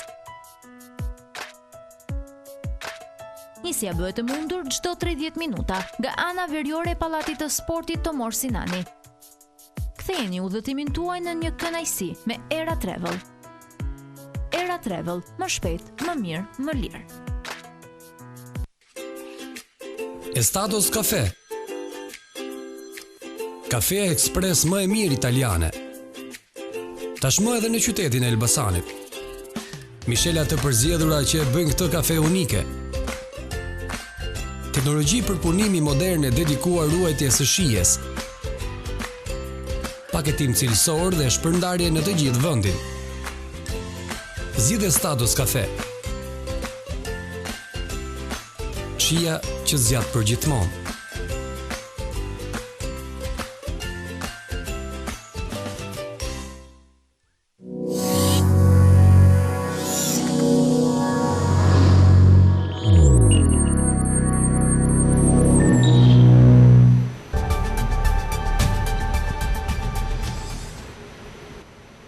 Nderuar teleshikues, jemi rikthyer në pjesën e fundit të emisionit Debat Transparencë. Jemi drejt për drejt televizionin Skampa dhe portalin Elbasan News. Jemi me drejtorin e zyrës arsimore vendore të sistemit para universitar të Bashkisë Elbasanit, zonjën Anila Cota, dhe me gazetarin dhe analistin e mirënjohur, zotin Aleksandër Qipa. Atëherë, zonja Cota, cilat janë disa nga sfidat më të rëndësishme të mësimit online dhe disa rreziqe për nxënësit? Sigurisht që mësimi online, ne thamë disa herë dhe përsëritëm, ka qenë një nga mënyrat më të mira për të angazhuar nxënësit në mësim për realizimin e programit mësimor, por sigurisht që ky mësim online mbart me vete dhe rreziqe dhe sfidat. Ju e dini që fëmijët kanë të drejtat e tyre, një nga këto të drejta është sigurisht që ata të arsimohen, por letë mos harrojmë që rreziku që mbart me vete përdorimi i internetit pa kriter është shumë i madh dhe shumë evident. Unë jam një nga ata persona që sigurisht i mbroj me forcë të drejtat e fëmijëve, por nuk duhet të harrojmë që siguria e fëmijëve gjatë gjithë kësaj kohe që ata kanë qenë online nuk ka qenë e monitoruar aq sa ne e kemi të mundur. Kjo sigurisht kërkon që fëmijët vazhdimisht të informohen dhe ne këtë e kemi bërë nëpërmjet mësuesve edhe nëpërmjet shërbimit psikosocial, por duhet të rritet, mendoj unë, niveli ndërgjegjësimit të prindërve në mënyrë që ata të vendosin filtra në telefonat e fëmijëve të tyre apo në faqet që ata përdorin. Ka qenë shumë e vështirë për ne që t'i rikthehemi asaj që ne kemi thënë në të kundërt, larg telefonit, larg përdorimit të celularit, dhe tani na duhet t'i themi gjatë gjithë kohës që ju duhet ta merrni këtë mësim online në pjesën më të madhe të kohës nëpërmjet telefonit, sepse jo të gjithë, mund të kenë tableta apo kompjuter. Kështu që kjo pjesa e sigurisë së fëmijëve në internet duhet të shoqërohet ndoshta me rregulla, me kritere të forta, në mënyrë që të mos na dalin pastaj rreziqe, të vlerësojmë vetëm pjesën e cilësisë së mësimdhënies online dhe të na dalin në plan të dytë siguria e fëmijëve. Unë jam për të ecur paralelisht në të dyja këto shina. Në sistemi parauniversitar kemi numër të konsiderueshëm edhe të nxënësve me aftësi ndryshe. Cila është situata e tyre gjatë kësaj periudhe kaq të vështirë të realizimit të mësimit online? Shiko, fëmijët me aftësi të kufizuar më falni, nuk jam me Covid. Ne kemi në shkollat tona rreth 164 fëmijë me aftësi të kufizuar dhe të angazhuar si mësues ndihmës rreth 65 mësues. Sigurisht që mësimi i tyre dhe në klasa të zakonshme dhe në ditë të zakonta ka patjetër sfidat e veta. Në fazën e online-it, sigurisht që kjo është akoma dhe më e shtuar, sepse fëmijëve ju duhet një kohë më e gjatë për t'u përshtatur. Ata janë pak më të shokuar se sa fëmijët e tjerë nga kjo mbyllje që ata kanë. E kanë sigurisht një pjesë e tyre, e kanë pjesë brendshme të tyre, po kur ua imponon edhe kjo lloj kohe dhe kjo lloj situate, sigurisht që gjërat vështirësohen.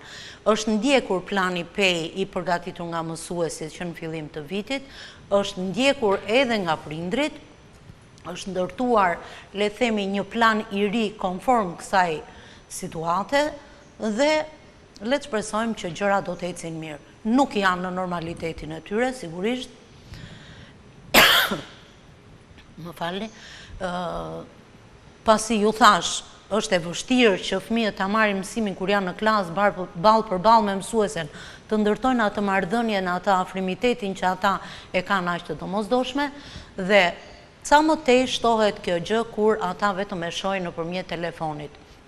Edhe kjo vështirësia e përdorimit të telefonit nga këta fëmijë sigurisht që e thellon akoma më shumë atë pjesën e vështirësive që ata kanë dhe që ata duhet të jenë sa më larg nga kjo gjë. Ne thash bëjmë përpjekje për të bërë më të mirën, për të bërë të pamundurën, megjithatë kemi edhe fëmijë, jemi realist, kemi edhe fëmijë të cilët nuk kanë arritur që ta realizojnë mësimin online nëpërmjet telefonit apo për shkak edhe të pamundësive. 3 fëmijë për shembull që i kemi në shkollën Zëra Jete e kanë të pamundur absolutisht të ndërtojnë marrëdhënien e komunikimit prind mësues nxënës online. Po ashtu kemi fëmijë në gjimnazin, fëmijë janë dhe të rritur, nxënës në gjimnazin me kohë pjesshme, të cilët kanë aftësi të kufizuara edhe kanë absolutisht shumë të vështirë. Le të themi, e pranojmë që me gjithë përpjekjet tona nuk ja kemi dalë që ata ta marrin këtë mësim. Megjithatë, ju thash dhe pak më parë që fillimi i vitit të ri shkollor do t'i rikthehet këtyre mësimeve dhe besoj që ata do të ecin. Janë jo të pak edhe familjet të cilat kanë të paktën 2 dhe 3 nxënës në familjet e tyre. Si menaxhojnë situatat problematike që mund të jenë krijuar apo që mund të krijohen në këto familje edhe për shkak të vetë izolimit që ka shoqëruar këtë periudhë afro 2 mujore? Kjo është shumë e vërtetë që thoni ju, ne kemi ndjerë padyshim këtë, megjithatë ju thash kemi gjetur mirëkuptimin e prindërve për të menaxhuar, për të racionuar kohën dhe për të vendosur orare në bashkëpunim me mësuesit në mënyrë që telefoni i cili mund të jetë vetëm një në familje për 2, 3 apo dhe më shumë fëmijë të përdoret në mënyrë të racionuar. Megjithatë, në bashkëpunim me donatorë të ndryshëm, Ministria e Arsimit ka bërë përpjekje për t'u ardhur në ndihmë këtyre familjeve që kanë më shumë fëmijë, apo që i përkasin kategorive sociale të ndryshme si fëmijë jetim, fëmijë rom dhe egjiptian, fëmijë që janë me aftësi të kufizuar, e tham, apo fëmijë që kanë persona me aftësi të kufizuar në familje. Kështu deri tashmë në qytetin tonë janë shpërndarë 9 pajisje digjitale, telefon, smartphone, dhe ne jemi në pritje të shpërndarjes edhe për 100 të tjerë për nxënës të këtyre kategorive, po sigurisht që përmbushin dhe kriteret që vendosin donatorët, sepse nuk varet gjithçka nga ne. Kjo e gjitha ka qenë një proces transparent në bashkëpunim me mësuesit, në bashkëpunim me drejtorët e shkollave dhe kategoritë janë të specifikuara sigurisht dhe do të përfitojnë ata që janë pjesë e këtyre kategorive. Në mënyrë që ta lehtësojmë sa më shumë procesin e mësimit për këta nxënës që i kanë këto vështirësi që ju i evidentuar. Ndërkohë, pavarësisht kësaj situate, procesi mësimor do të shkojë drejt mbylljes. Na mundsoni lidhje në Skype me gazetarin dhe analistin Aleksandër Cipa. Pra jemi në një fazë vendimtare për sistemin para universitar, ndërkohë që Ministria e Arsimit ka konfirmuar që klasat e 5 dhe 9 nuk do t'i nështrohen provimit, matura do t'i nështrohet pas pak javësh provimit. Ndërkohë kanë filluar edhe përgatitjet. Në këndvështrimin tuaj, sa cilësore do t'jetë matura e vitit arsimor 2019-2020, duke qenë se gjatë periudhës vjeshtës u kalua në një situatë mjaft rënduar për shkak fatkeqësive natyrore. Ndërkohë dhe më se 2 muaj të tjerë për shkak COVID-19 kanë lënë pasoja të tjera akoma më të rënda, jo vetëm për sa i takon përgatitjes dhe cilësisë së mësimdhënies tyre, por edhe në aspektin psikologjik dhe në shumë aspekte të tjera. Unë mendoj që ky është një nga vitet më të pazakonta mësimore në vend dhe në mënyrë të veçantë për maturën që i përket kalendarit 2019-2020.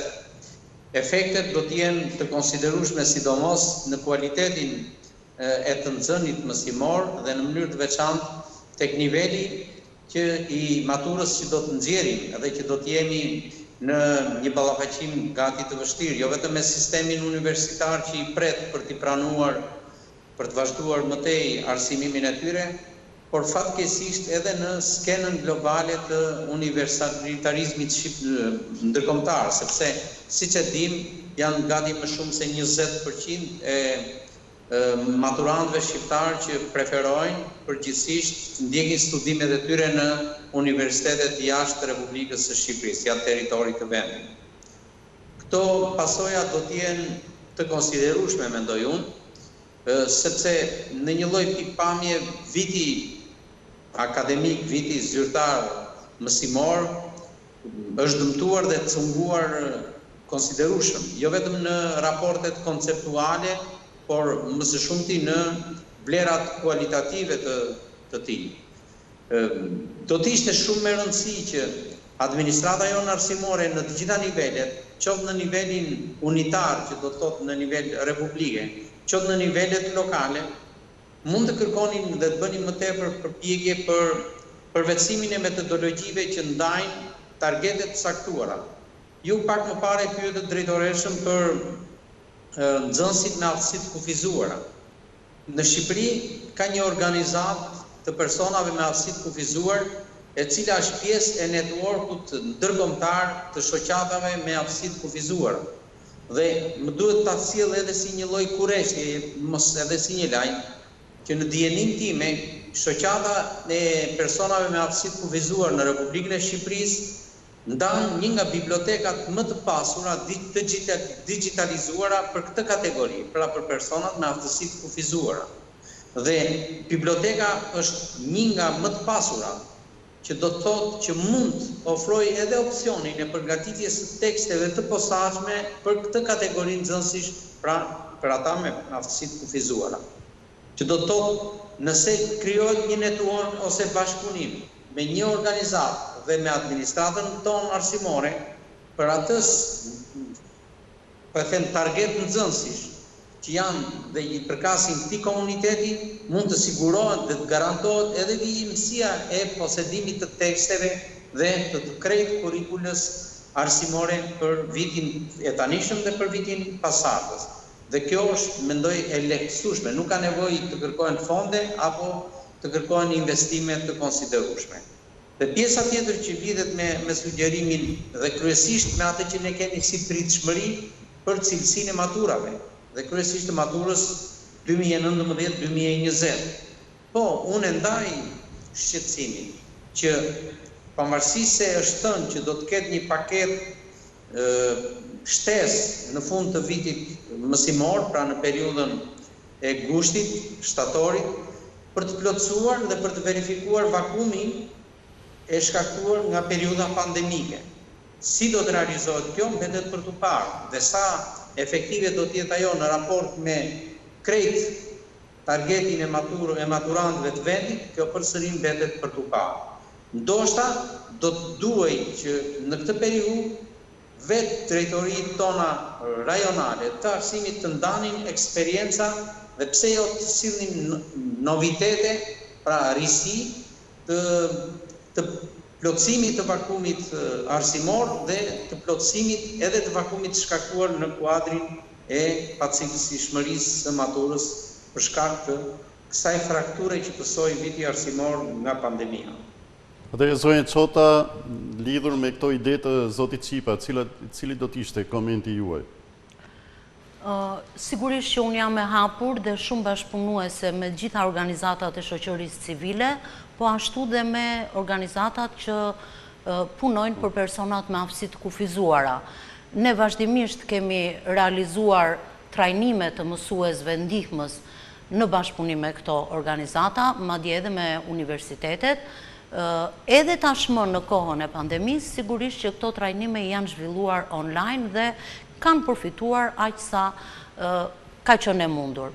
Në lidhje me këto tekste që ju mendoni se duhen të dedikuara për këta fëmijë me aftësitë kufizuar, sigurisht që unë e mbështes. Megjithatë, sugjerimi i profesorit është që këto tekste të jenë pjesë, besoj, e kurrikulës, e paketës kurrikulare të sistemit arsimor. Edhe planet individuale të edukimit që përgatisin mësuesit tanë, sigurisht që janë pjesë e kurrikulës dhe nga kjo janë marrë. Metodologjia e mësimdhënies për këta fëmijë sigurisht që shkon për shtat pikërisht me aftësinë e kufizuar, të cilën e ka çdo fëmijë dhe që është, prandaj dhe quhet plan edukimi individual. Tani ndalemi pak edhe tek puna që po bëhet për para përgatitjen për mbylljen me sukses të këtij viti shkollor dhe të përqendrohemi tek ajo e maturës 2019-2020. Atëherë, ne kemi shpërndarë në çdo shkollë me vëmendje, me kujdes, çdo udhëzim, çdo sqarim, çdo urdhër të ardhur nga Ministria e Arsimit, nga Drejtoria e Përgjithshme e Arsimit parauniversitar, duke mundësuar realizimin e secilit prej tyre hap pas hapi. Ju e dini tashmë që është marrë vendimi për mbylljen e vitit shkollor 2019-2020. Maturat e kanë përfunduar në fund të muajit prill vitin shkollor dhe prej datës 30 prill dhe deri në 5 qershor do të vijojë mësimi për përsëritjen e njohurive dhe përmbledhjen e njohurive kryesore për lëndët që janë provimet të maturës shtetërore, që janë gjua, letërsia dhe matematika dhe gjua e huaj, si dhe lëndët me zgjedhje.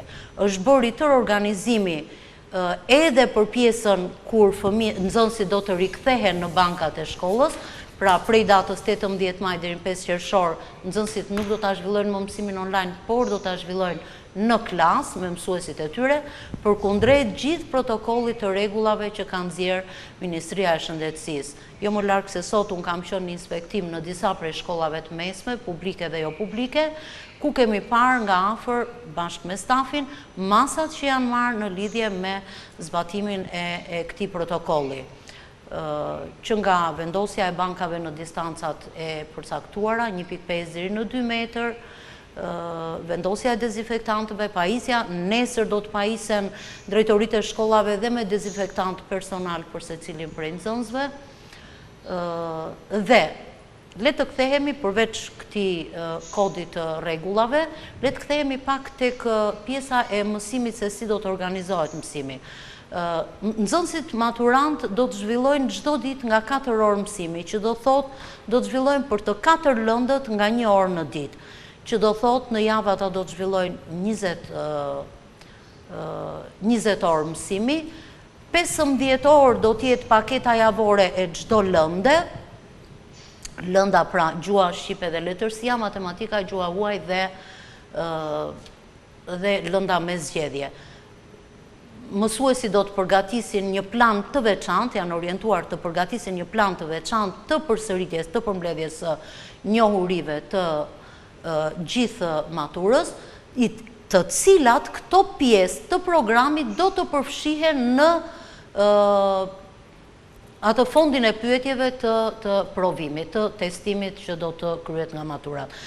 Qendra e shërbimeve arsimore vazhdimisht ka dhënë orientime dhe udhëzime se si do të realizohet testimi, cila do të jetë mënyra, sa pyetje do të jenë, sa kohë do të jenë në dispozicion të nxënësve, si do të bëhet vlerësimi për to, dhe gjitha këto pra janë bërë me dije të gjithë maturantëve edhe prindërve të tyre.